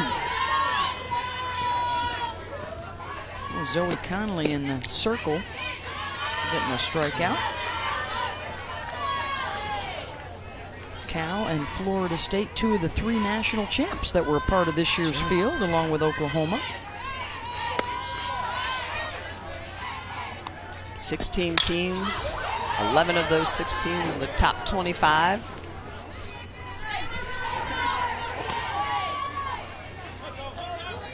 The inaugural ESPN owned and operated St. Pete Clearwater Elite Invitational, presented by Wilson. Zoe's 2 for 2. She broke through and got that home run after we got the good mojo on it. There it is from the 3rd inning. We predicted it. Boom. Inside corner. Launched. She was like, hey, don't leave me off that list, Miss McMowens. Stick around. She was the 8th of their 9 starters to hit a home run. Morgan Noah may make it to the plate later this inning. She's the 9th. Zoe draws the walk, so she's been on base 3 times. Well, Noah looked like she was getting closer last at bat. Deep fly to center field. Launch angle was not quite right, but looks like she will get an opportunity to pick up the bat as long as she's not subbed.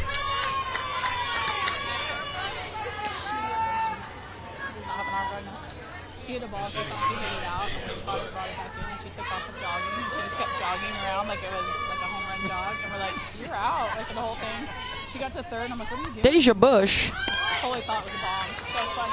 Like the whole dugout was like,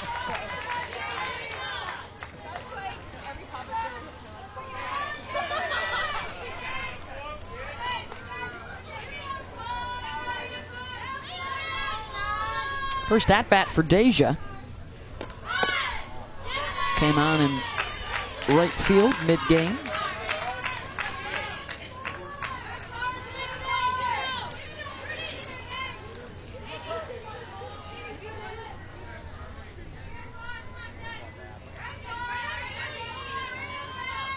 .30 from Brent.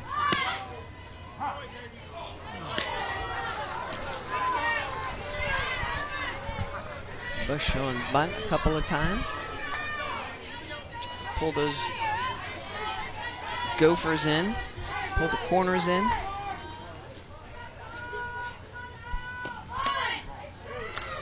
Ball 4.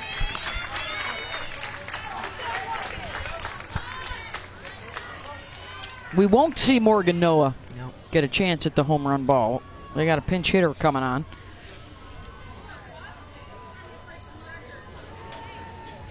Mackenzie Puckett will hit in the 9th spot in the order. And we will let you know that Mackenzie Pitching number 16, Mackenzie Puckett. If they get 3 runs in here, it would be run rule territory for Minnesota and put them up against the wall a bit with just 1 at-bat left to stay within 8 runs. The run rule in effect. Just a 5-run game here. But 6 and 7 are out there on the bases, and 8's at the plate.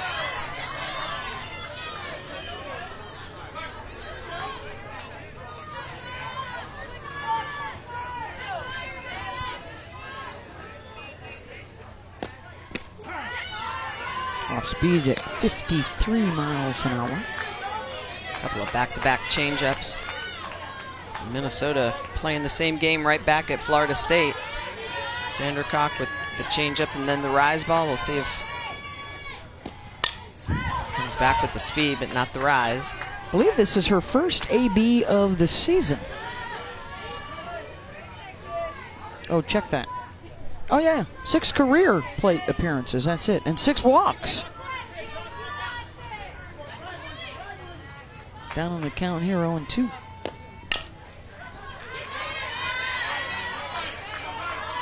Come right back to the changeup. She does a good job of seeing it, fouling it off, getting rid of it.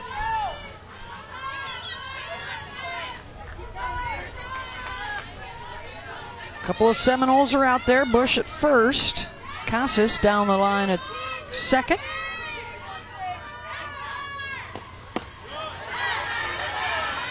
One and 2.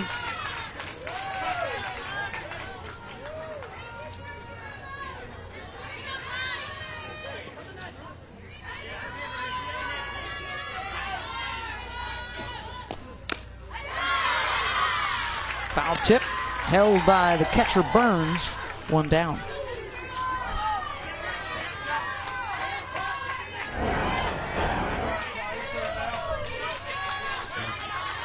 Puckett looks like the ball just tips off.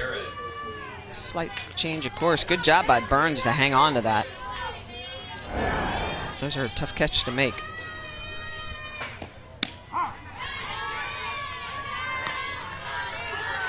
Callie Harrod,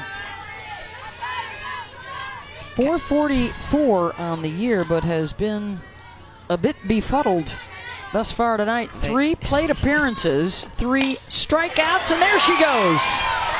Another announcer jinx. They're going to wave a runner home, and that's trouble, and it was cut off, and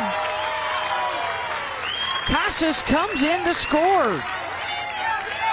Boy, the throw was not to the plate. Yeah, that's just a lack of communication and not knowing if the ball should be cut or not because the runner was partially down the line.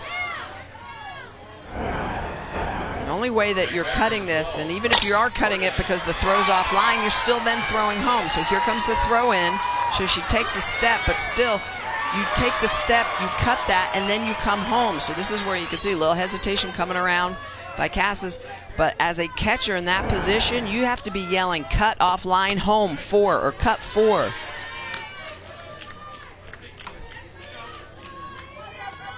RBI single for Harrod, and then is able to roll around to second base. So 2 more in scoring position for Carson Gordon.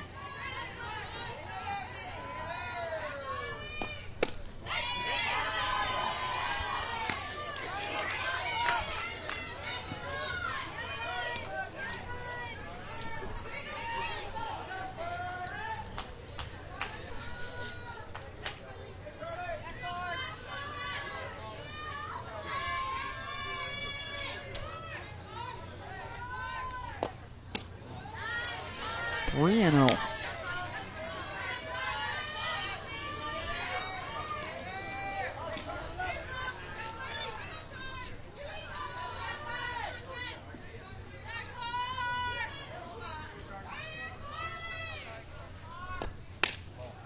Ball 4.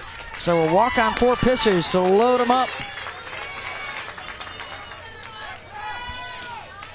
As well as Florida State swings it, they watch it just as good.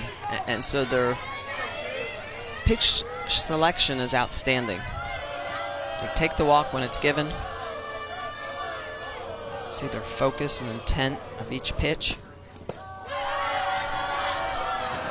Sydney Sherrill's home run was back in the second inning. And here's the watchful eyes of Sherrill.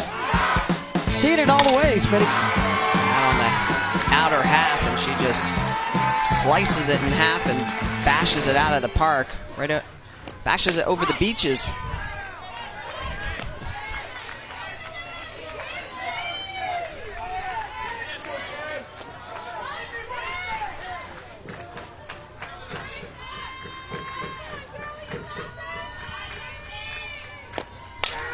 Sherrill tattoos one deep center to the base of the wall. 2 runs are in, 3 runs are in. Sherrill to third, and she is thrown out.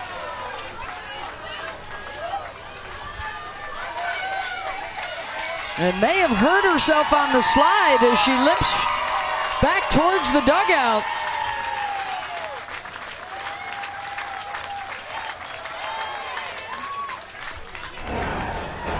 Three-run double, and then thrown out at third. An off-speed pitch that she just waits back on. Look at the way she waits. Timing is perfect and just launches into the outfield. Clears all the bases easily. Everyone's scoring. And coming into third. Ooh, an awkward late slide. Good relay in from the outfield for the Gophers. It's a 9-run lead now for Florida State, so the 8-run rule in effect. Minnesota will be down to 1 final at-bat to try and extend the game in the bottom half of the 5th.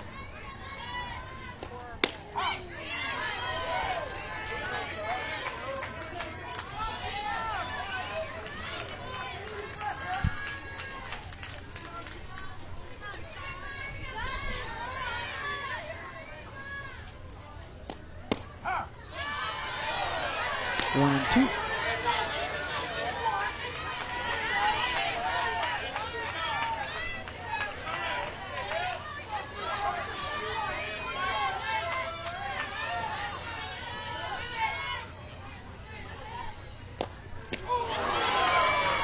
Got her on the strikeout. But 4 more runs come in for Florida State, down to their final 3 outs for the Gophers.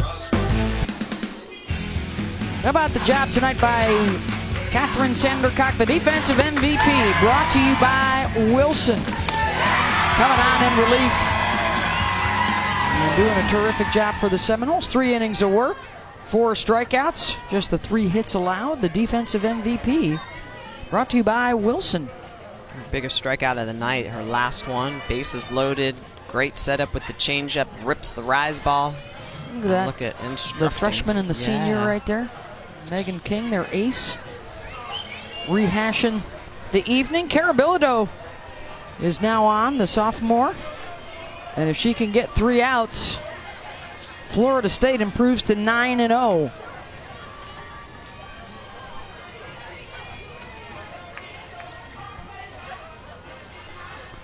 Looks like both coaches are making some moves. So we'll go ahead and do the offensive MVP as well, and that's multiple folks. 3 different Noles with home runs. Sydney Sherrill in the second, and then Smitty, we're going back to back with Morgan and Casas. Morgan, dinger down the left field, and Casas roping it out of the right center field fence. Even the pitcher was impressed with that one. The offensive MVP brought to you by Wilson.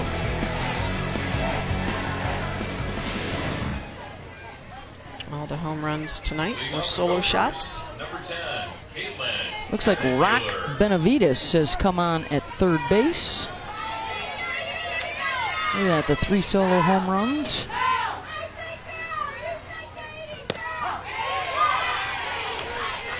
And is that Noah now at short for Callie Herod?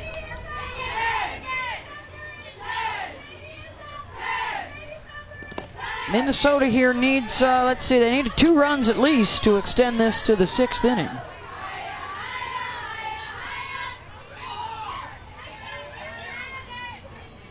Five, 6, and 7 due up.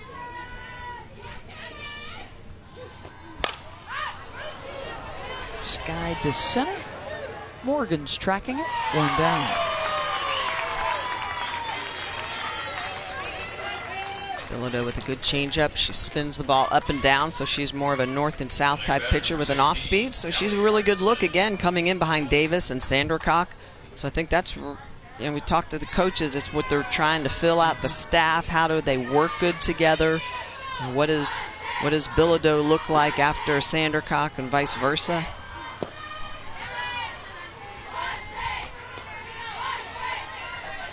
Early in the season, love watching all the coaching moves and the way they manage their team, manage the arms.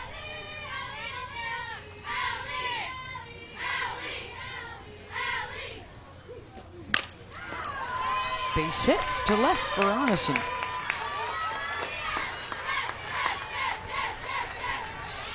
Reminder to come on back for some more tomorrow. Notre Dame, Ohio State on ESPNU at 10 a.m.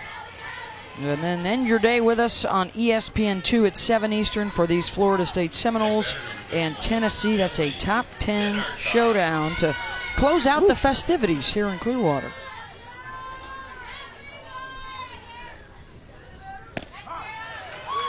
There's that changeup of which you spoke.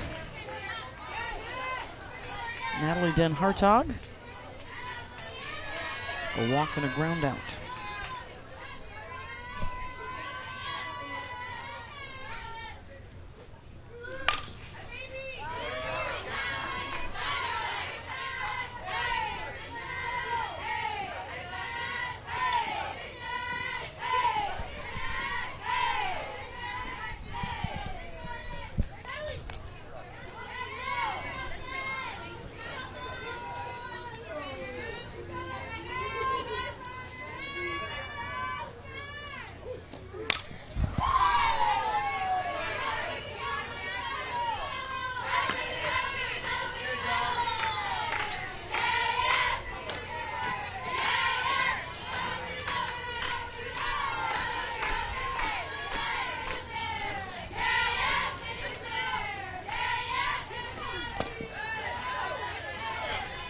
One and two.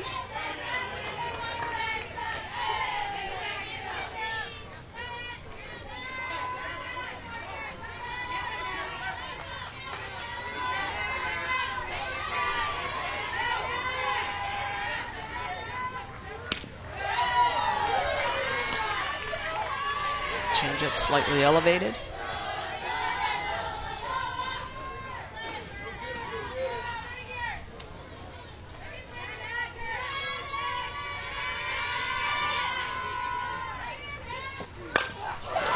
There is a shot deep, and no doubt about that, it cleared the tree. Over the tree.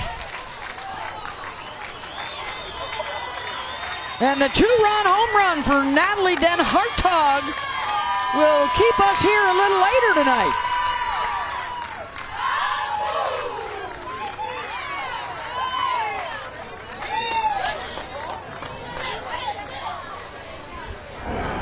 Boy, that was a no doubt about it. This pitch on the inner half. And the load, the explode. Pitch location a little bit too sweet. You could see right over the plate, and that goes right over the tree. Can't make that mistake.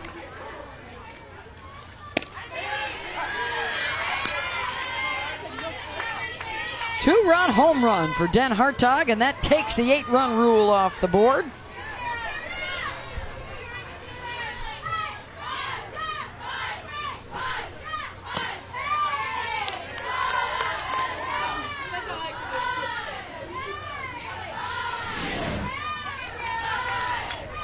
There's the other game going on your ESPN app. You're probably watching both of them, no doubt. It's 6-3, so Cal's mounting a little charge here in the bottom of the 7th.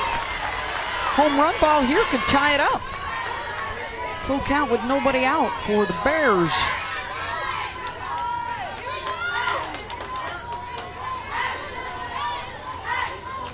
Michaela Coelho at the plate.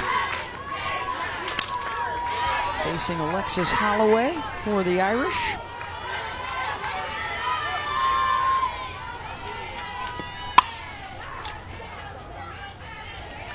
foul territory.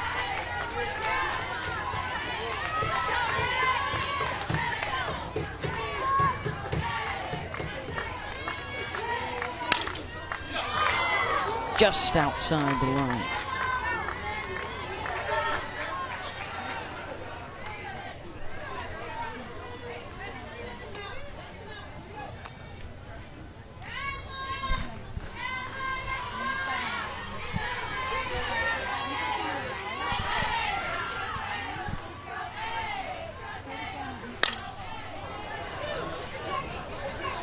Back near the track to the wall and caught by Morgan. 2 down. Every ball that's been hit in the outfield has been smashed pretty good. This one taking Danny Morgan all the way back to the warning track. You can see it just continues to move back. Morgan, good job of focusing on the ball, making the catch as it travels her back to the fence.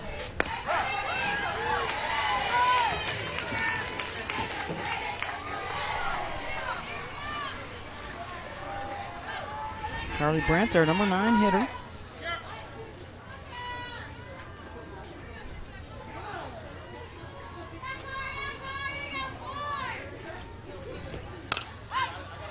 There's the infield pop-up. Gordon has it. But Florida State cannot get out early. The 2-run home run for Den Hartog extends the game.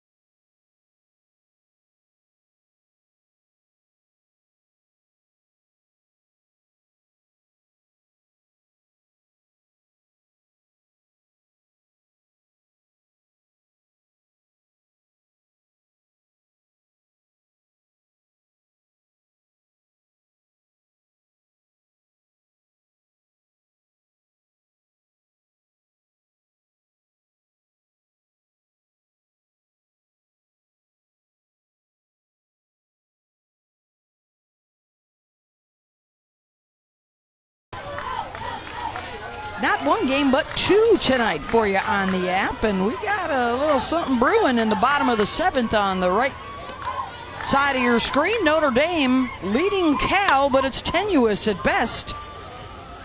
There's the first out of the inning. Tying run at second base right now for the Bears. And then on the left side of your screen, Minnesota denying Florida State an 8-run rule with the Natalie Den Hartog 2-run home run. So to the 6th inning we go. Noles have been in control throughout after a 5-run first inning.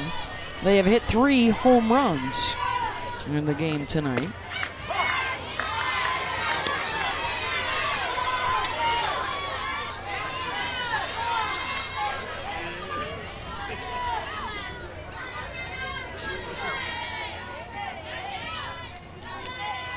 Hannah Bailey is the new pitcher for the Golden Gophers.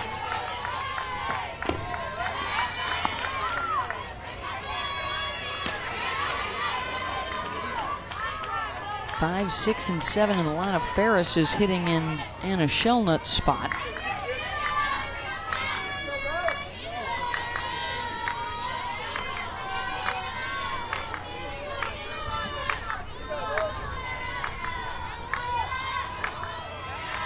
So if Florida State can get a run, then it's back into 8-run rule jeopardy. And on the wild pitch, a run will score for Cal to make it a 1-run game. Bears in all gold, Fighting Irish in the gold and blue. And the tying run at third.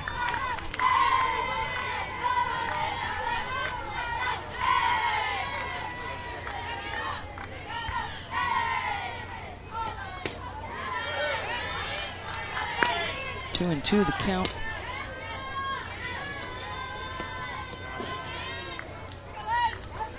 Back from the nose, number 26, Leslie Ferris.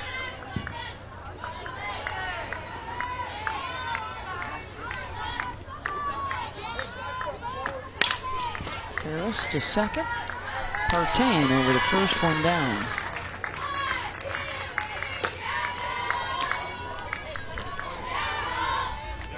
That's Coelho at third base, the tying run for Cal. As they face Alexis Holloway in the circle for Florida State. On the left side of your screen, Danny Morgan, one of the 3 home run hitters tonight. Another grounder to second, 2 out.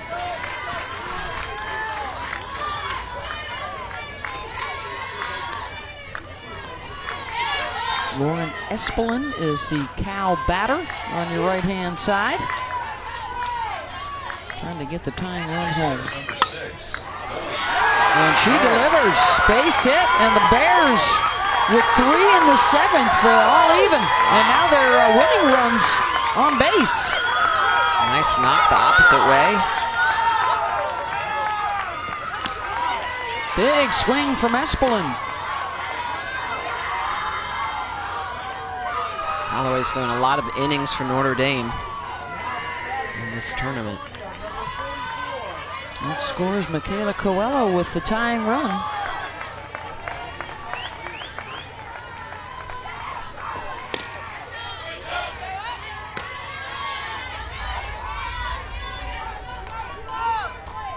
Zoe Casas is the batter on the left side of your screen for Florida State.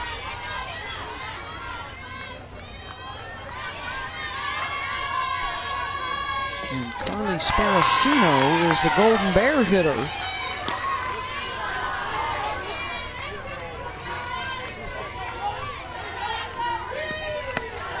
Hannah Bailey doing a good job for Minnesota, just keeping the Seminoles off balance. A couple of ground balls to the right side, off-speed pitches. Casas was way out in front of that.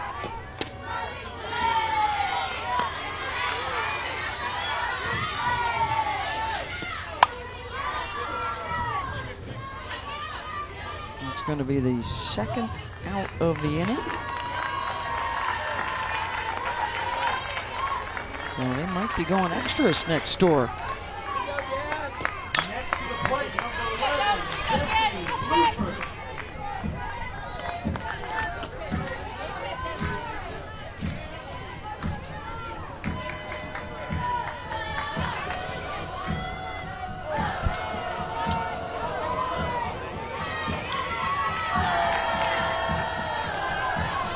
Minnesota will be playing Cal tomorrow morning on the ESPN app. Tomorrow afternoon on the app, Kentucky JMU. That should be a good one. Very good. Utah Hofstra and Florida State, Florida Atlantic all tomorrow afternoon on the app.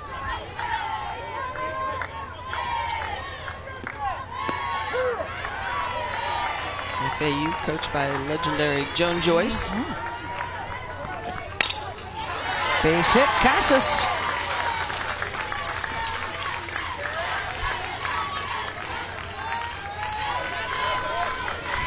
Nice battle by Casas after being behind. Works the count back even and then punches one through that left side. Deja Bush walked and scored in the 5th.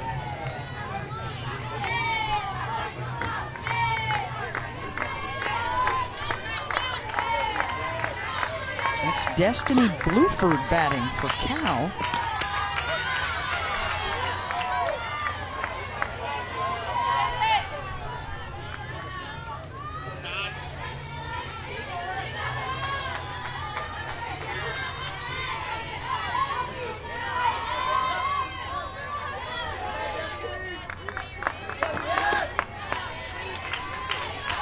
2-0 the count for Deja Bush.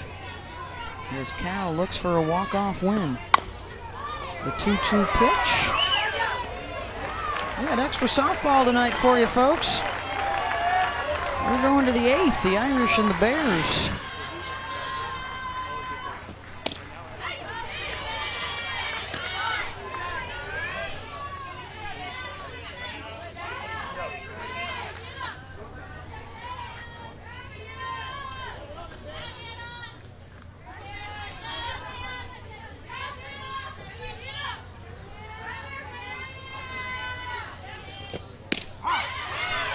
It's in for a strike, 3-1.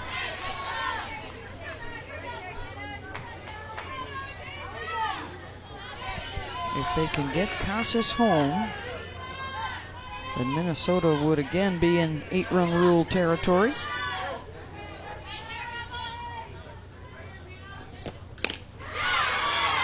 And 2.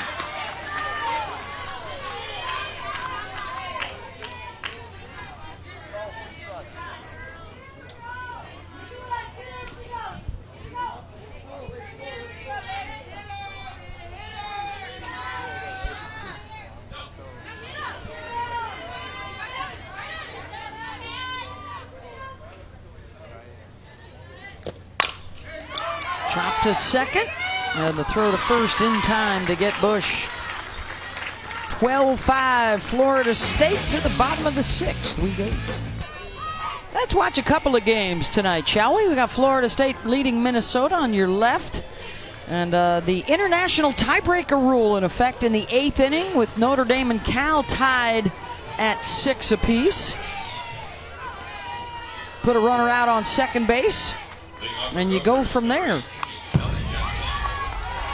Irish have Abby Sweet out there at second.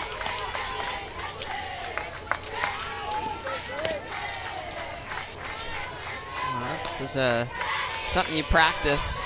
Probably not as much in college as you do, obviously, in the international game because it's mostly played in tournaments.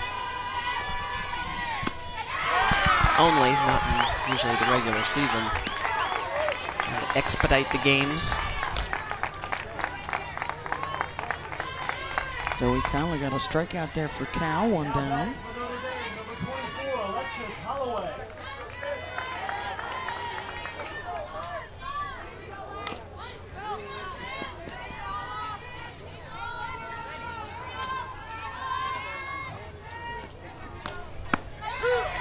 Top of the order for Minnesota.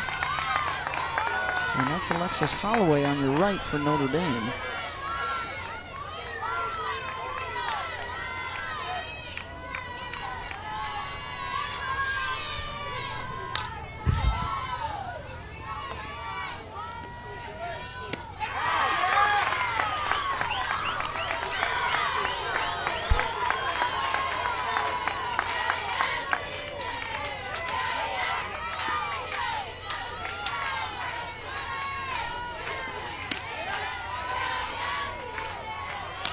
To the count. Conley had a strikeout pitch, but couldn't hang on, so Notre Dame's got the go-ahead run over at third. Runners on the corners there with and a base hit here for Minnesota. Jensen having a nice night, 2 for 3.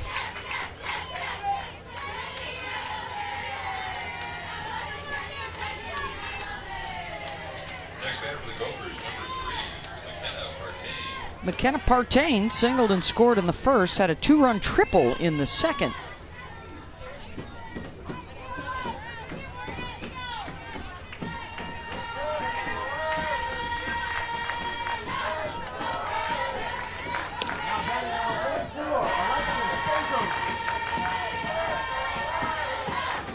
Alexis Bazos has a chance to give Notre Dame the lead.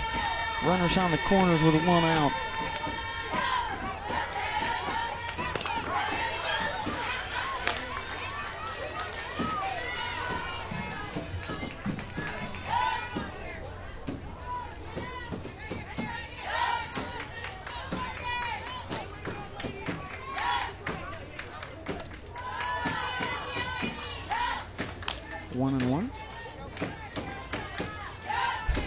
Carabillo, the pitcher for Florida State, came on in relief in the 5th inning.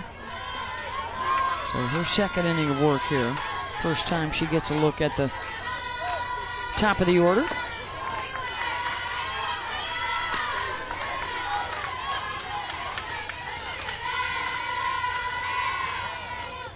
She's been working that off speed, that down ball. There's needs to make sure she's locating. She's falling behind. On your right, you see Cal with the infield pulled way in to protect. Abby Sweet would be the go-ahead run for Notre Dame at 3rd.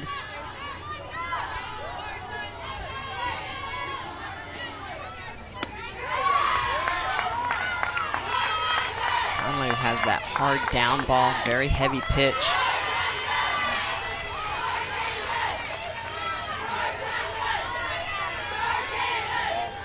Bilodeau ahead in the count here on Partain, 1-2.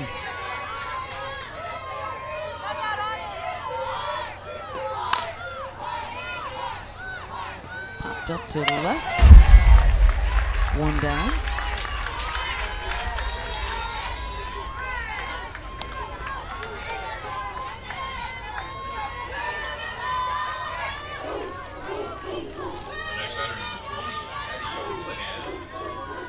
Two-strike pitch coming here for Zoe Connolly for Cal on the right-hand side.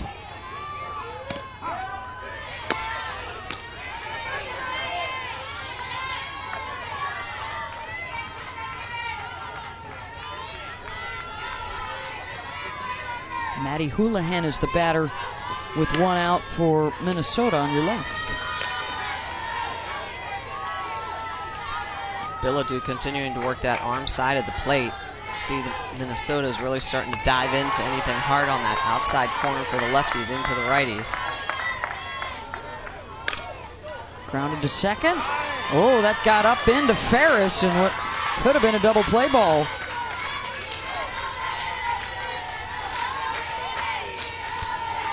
E4, 2 on here with 1 out.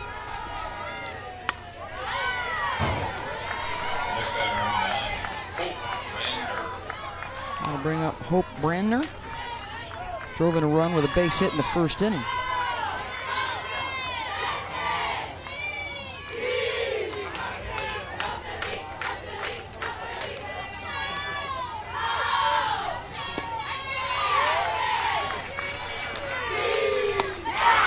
Big strikeout for Conley of Cal, 2 down. Keeping that runner at 3rd.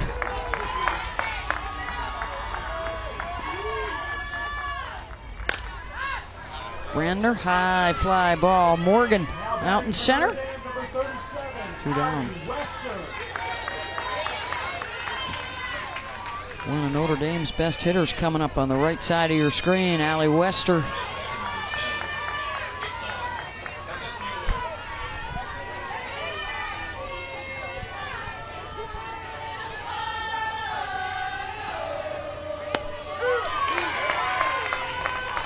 This is Caitlin Hemmitt-Mueller for the Golden Gophers. It'll be interesting to see if Wester for Notre Dame as a slapper. Does Notre Dame decide to try and run their first base runner down to second, try to induce a throw down, get in the pickle, try to get that runner from 3rd down, or just create some havoc and force the defense then, if they can get that runner to second, to have to go after the speed of Wester. Now he's looking at a 2-strike count now. Yeah. Well done by Conley to get out of that jam. Keeps it even, and in the bottom half of the 8th, Cal will now have the advantage of the international tiebreaker. They'll start out the inning with a runner at second base and a chance to win it.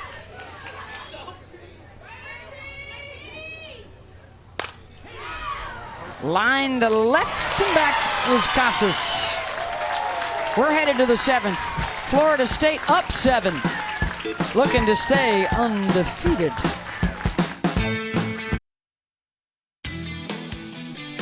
That was the scene last night. We got a chance to be a part of the St. Pete Clearwater Elite Invitational Welcome Banquet. Players got a chance to let loose a little bit, play a little cornhole, do a little dancing. Oh, yeah. A little posing. And then the fireworks started. Good time was had by all. That was a lot of fun. It's been a great weekend. Over at Coachman Park down by the bay. It has been a great weekend. Awesome softball, cool event, great beaches, great area, great productions. Oh, yeah. Oh. We head to the last inning here with Florida State leading Minnesota 9, and then the top of the order. Morgan Noah.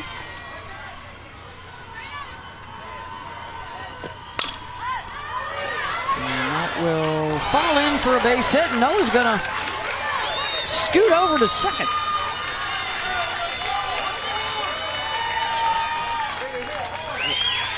Noah had her opportunity, didn't quite get this one out of the yard, but she did get it out of the infield. Picks herself up a nice little double, some English on that after it hits the ground, and runs to the line and into foul. Now batting for the Noles, number 14, Savannah Parker. Pinch hitter here is Savannah Parker. 14-10.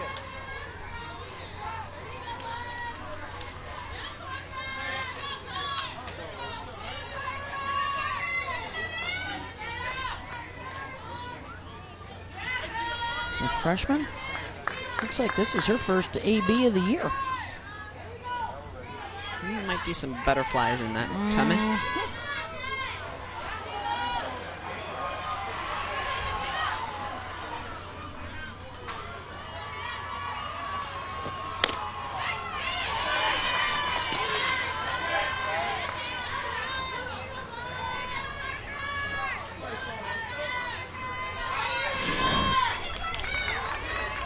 Check back in on that Cal game as well. Still tied with a runner at first, so we'll watch with you, see what happened to that runner that was at second, advanced to third, and then trying to score on the grounder to short, thrown out at the plate. That was the game-winning run denied by the Irish defense. Well, the only way you get that running is if you're ball angling down and a little bit of a delay by the runner at third. You got to go the second that ball's off the bat.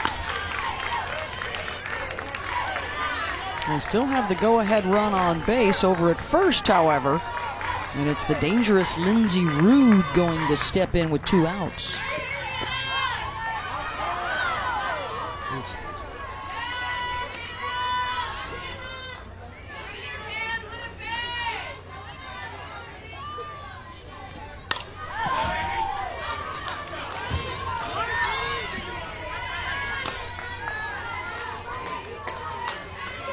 Parker with a nice hack on a 3-0 count.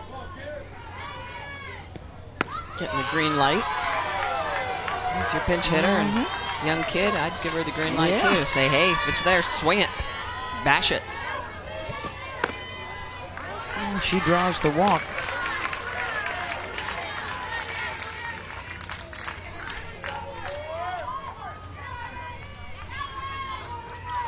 Two on with nobody out for Carson Gordon.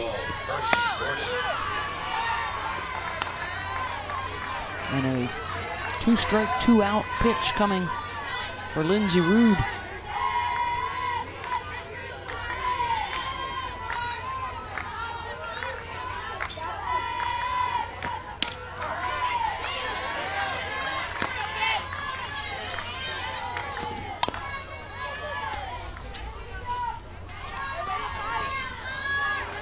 Gordon, couple walks, couple runs scored in the first and the 5th innings.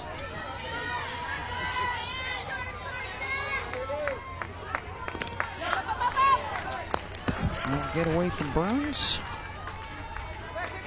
Parker and Noah moving over. And Lindsey Rude with a base hit up the middle for Cal. 2 on with 2 outs. It's always the worst when your tiebreaker runner is thrown out and then you get that hit with the 2 outs. You're like, oh.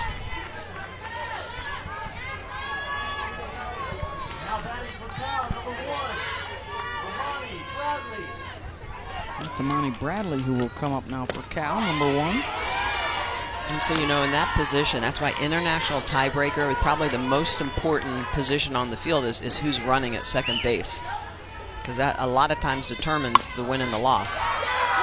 Bradley gets a base hit. Is this a game winner? There's going to be another play at the plate.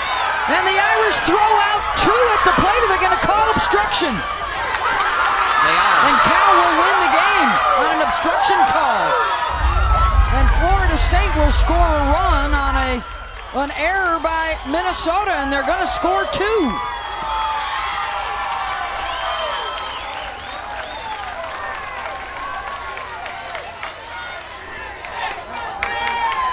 It's going to be ruled a strikeout and an E2.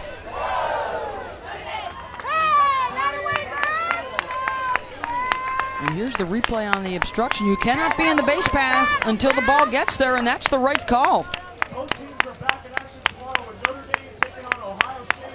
That is the right call by the rule book. Throw coming in, making the catch.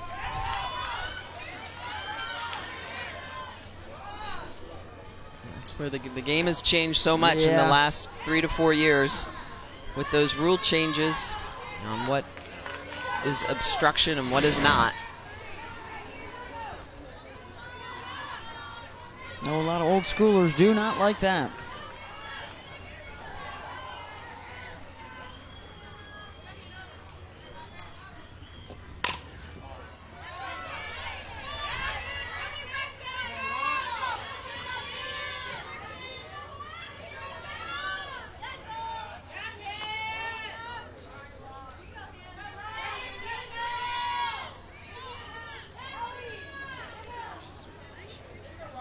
Rock Benavides is the batter here.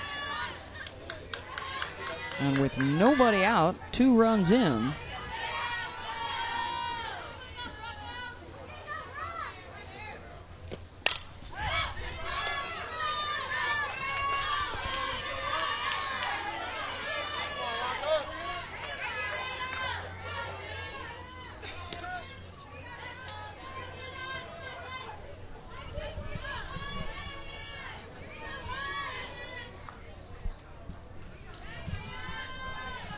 And he's got the advantage here, 0-2.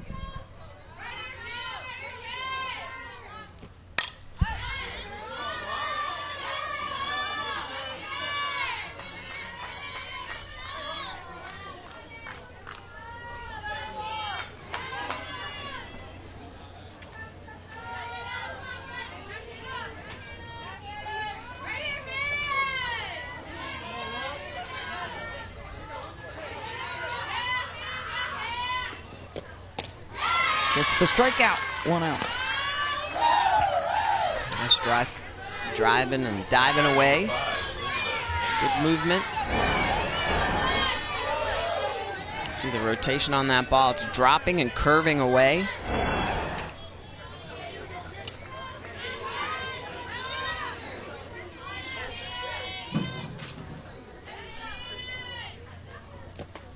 Elizabeth Mason, her 5th at-bat of the night. A couple of singles, a walk and a strikeout.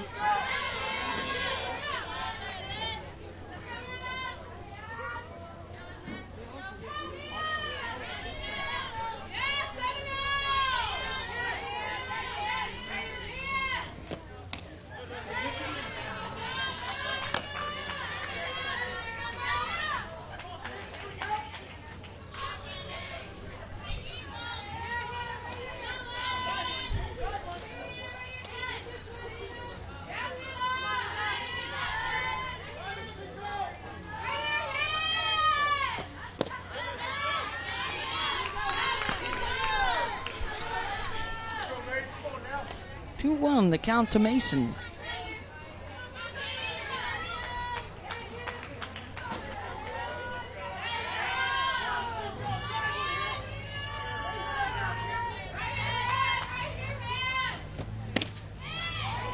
Well, Lucy's always had a good eye.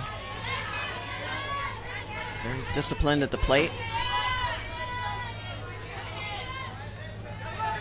Takes a lot of live pitching, a lot of ABs to get to that point where you know your strike zone, you know where your strength is, what you want to hit, what you want to lay off, what you need to hit.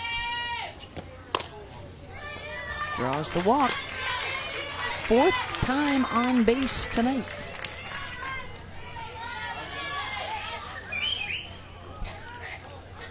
Next batter, number 26, Leslie Ferris.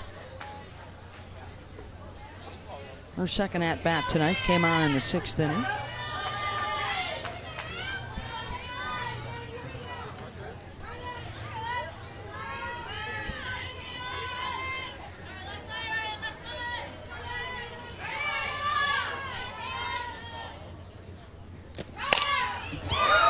There's a shot out to right center, all the way to the fence. They're going to score 2 more.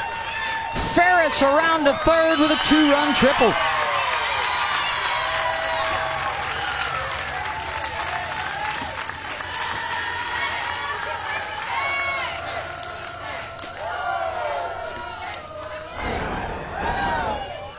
Ferris getting the inside pitch, but she's off the plate, so she just barrels this up, goes the opposite way with it, head down. Getting that ball out on the green. Ferris has been hot, home run and 2 triples in this tournament.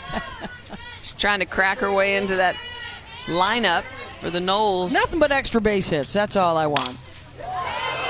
Oof. She barely saw that pitch get out to the outfield. Look, watch it fall, the helmet fall down over her eyes. That's called keeping your head down and your helmet down.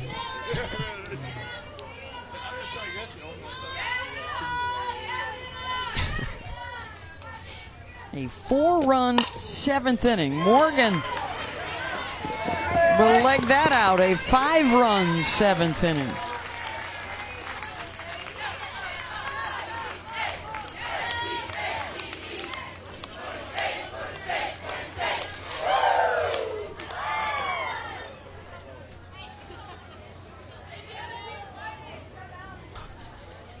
They scored 5 in the 1st and now 5 in the 7th. Putting up a big number. Madison Kennedy will be the pinch hitter here.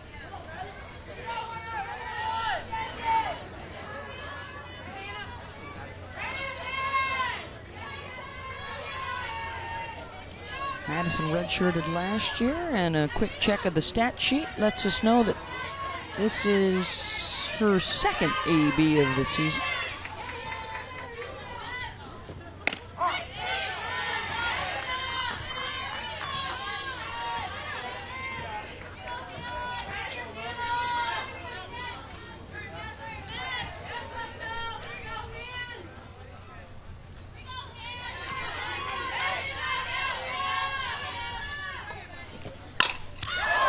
Kennedy sends one deep. Back to the track, and the catch is made by Jensen. And they're going to double up the base runner,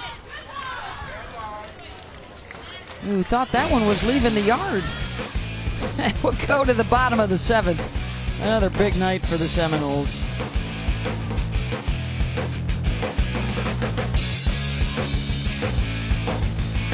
Now that is the proper use of a koozie right there. Little extra padding for climbing around the bleachers. I like that approach.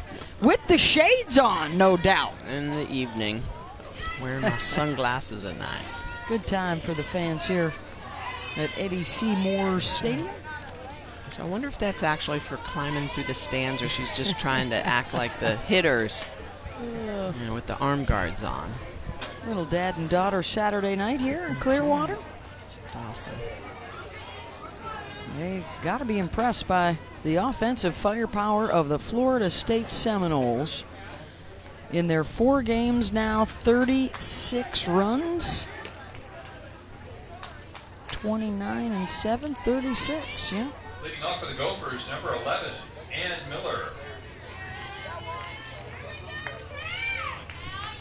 That's one thing we saw last year in Oklahoma City. They put some big runs up on the board, and pitched well. You know, you talk about the 3 facets of the game. It's been a display for the last 50 games or so for the Noles. Looks like they've gone back to Cassidy Davis pitching. There's your games tomorrow on ESPNU 10 a.m. Notre Dame, Ohio State. And then 7 Eastern primetime matchup. Won't you join us? We'll have a good time on ESPN2 for Tennessee and Florida State to take you into your President's Day Monday. We got all kinds of changes here. We'll try and keep up for you. It's Cassidy Davis pitching.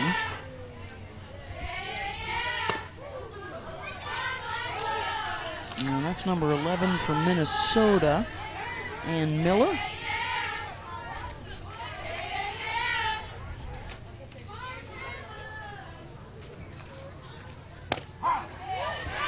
Florida State, 5 in the first, 1 in the second, 2 in the third, 4 in the fifth, and 5 more in the seventh.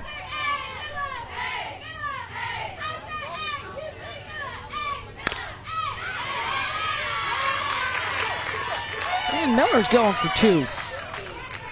And the hits just keep on coming. I tell you. Tough game to be in the circle.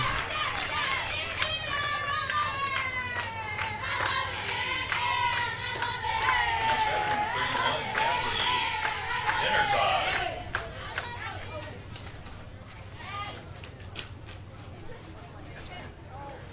24 total hits between the two teams, and 4 home runs? Couldn't quite do quick enough math to figure all that out. Don't think that I did either. I had someone whispering in my ear, doing the math for me. My scorecard looks a little messy.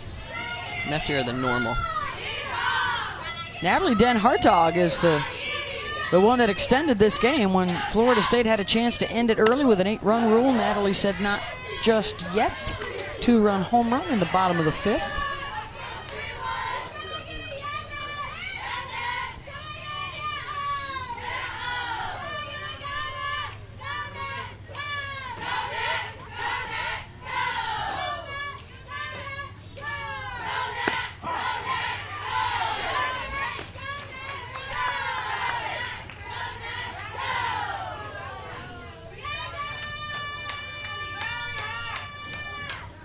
Gophers still got some energy in the dugout.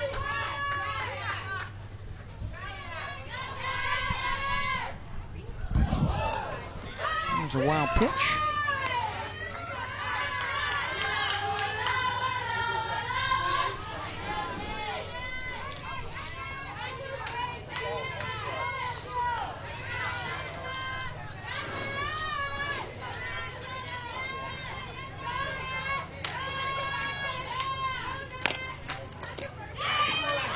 Snagged at first.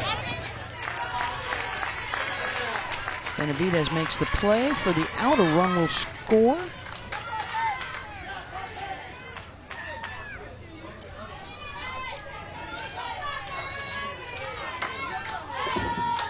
Next batter, number 21,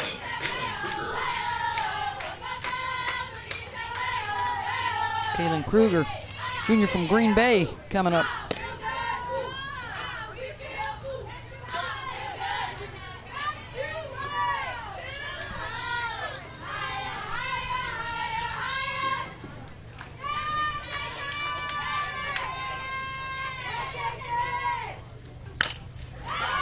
Base hit to center.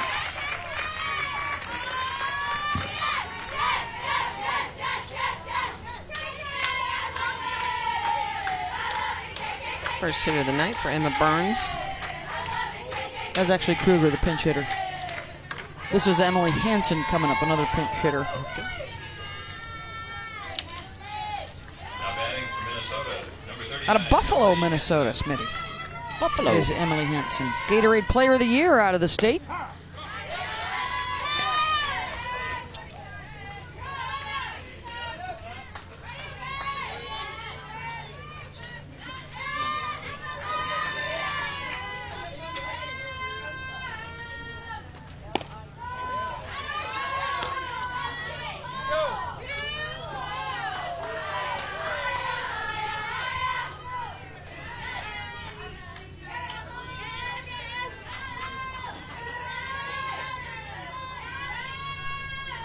Here's the 1-1 pitch from Davis.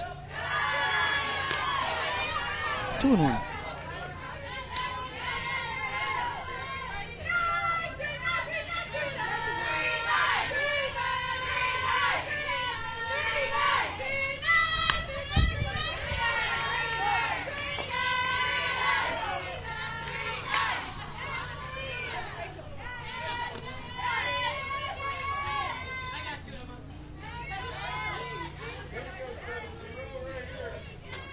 So with Kruger at first, Choo-Choo here to Hanson.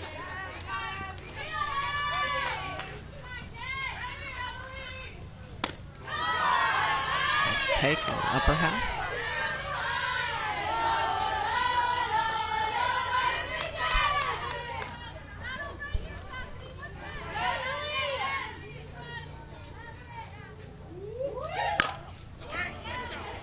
Fly ball Danny Morgan's way.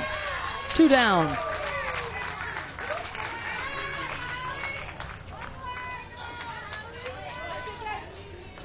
Allie Lindner will be the pinch hitter here, down to their final out. Batter number 67, Allie Lindner.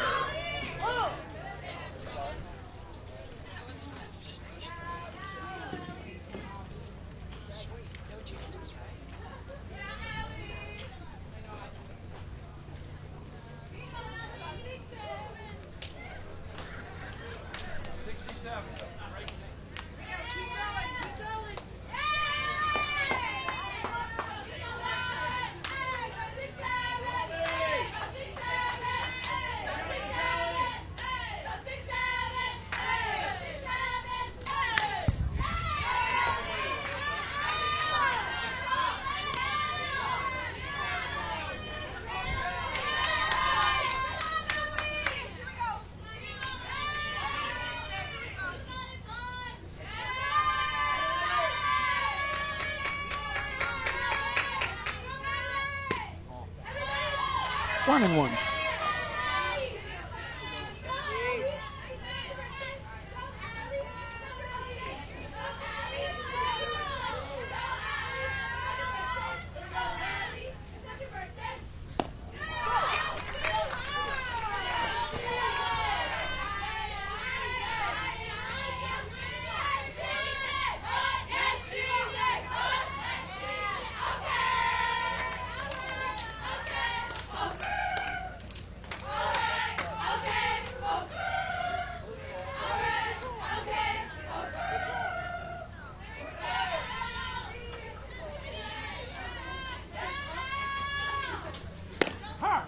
That's in for a strike outside corner. 2-2, down to their final strike now. With Allie Lindner facing Cassidy Davis.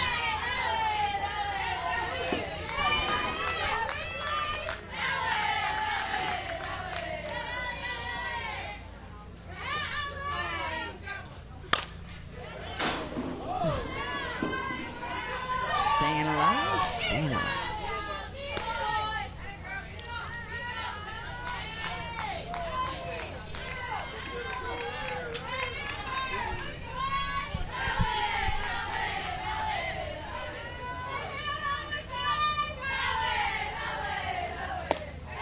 Full count.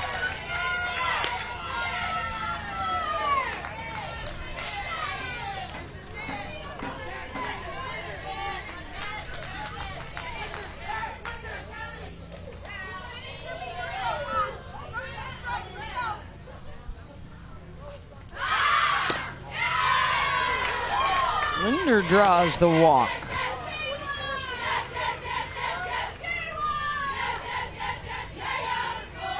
And now Josie White will come on as the pinch hitter. The Gophers is number 44, Josie White.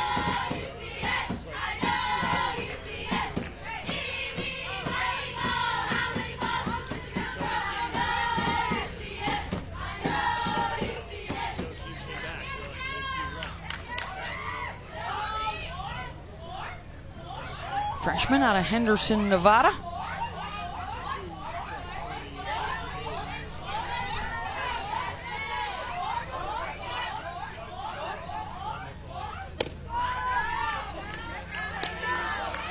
Davis working from behind.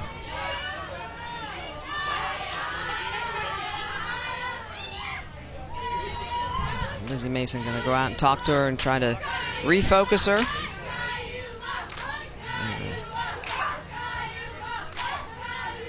Work on hitting the glove, getting that ball in the zone.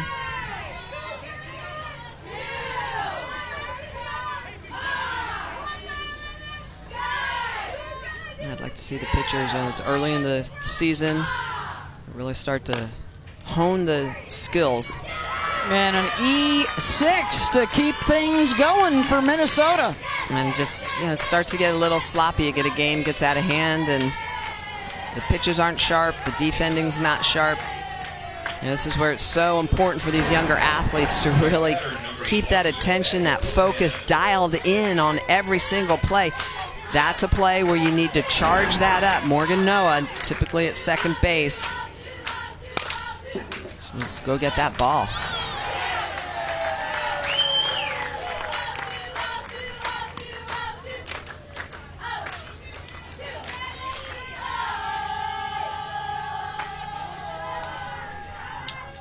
Bases loaded here with 2 outs in the bottom of the 7th.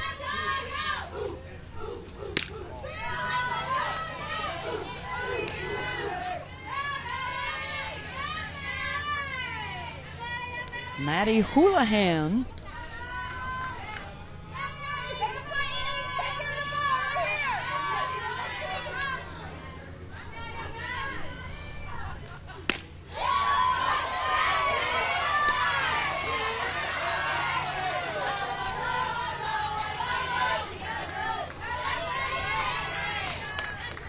Almeida content to see what Davis does here in a jam, try and work out of it. Well, when you've put 17 runs up on the board, I guess you got a little leeway. Got a little leeway. I mean, you hate to see your kids use it, but that is part of the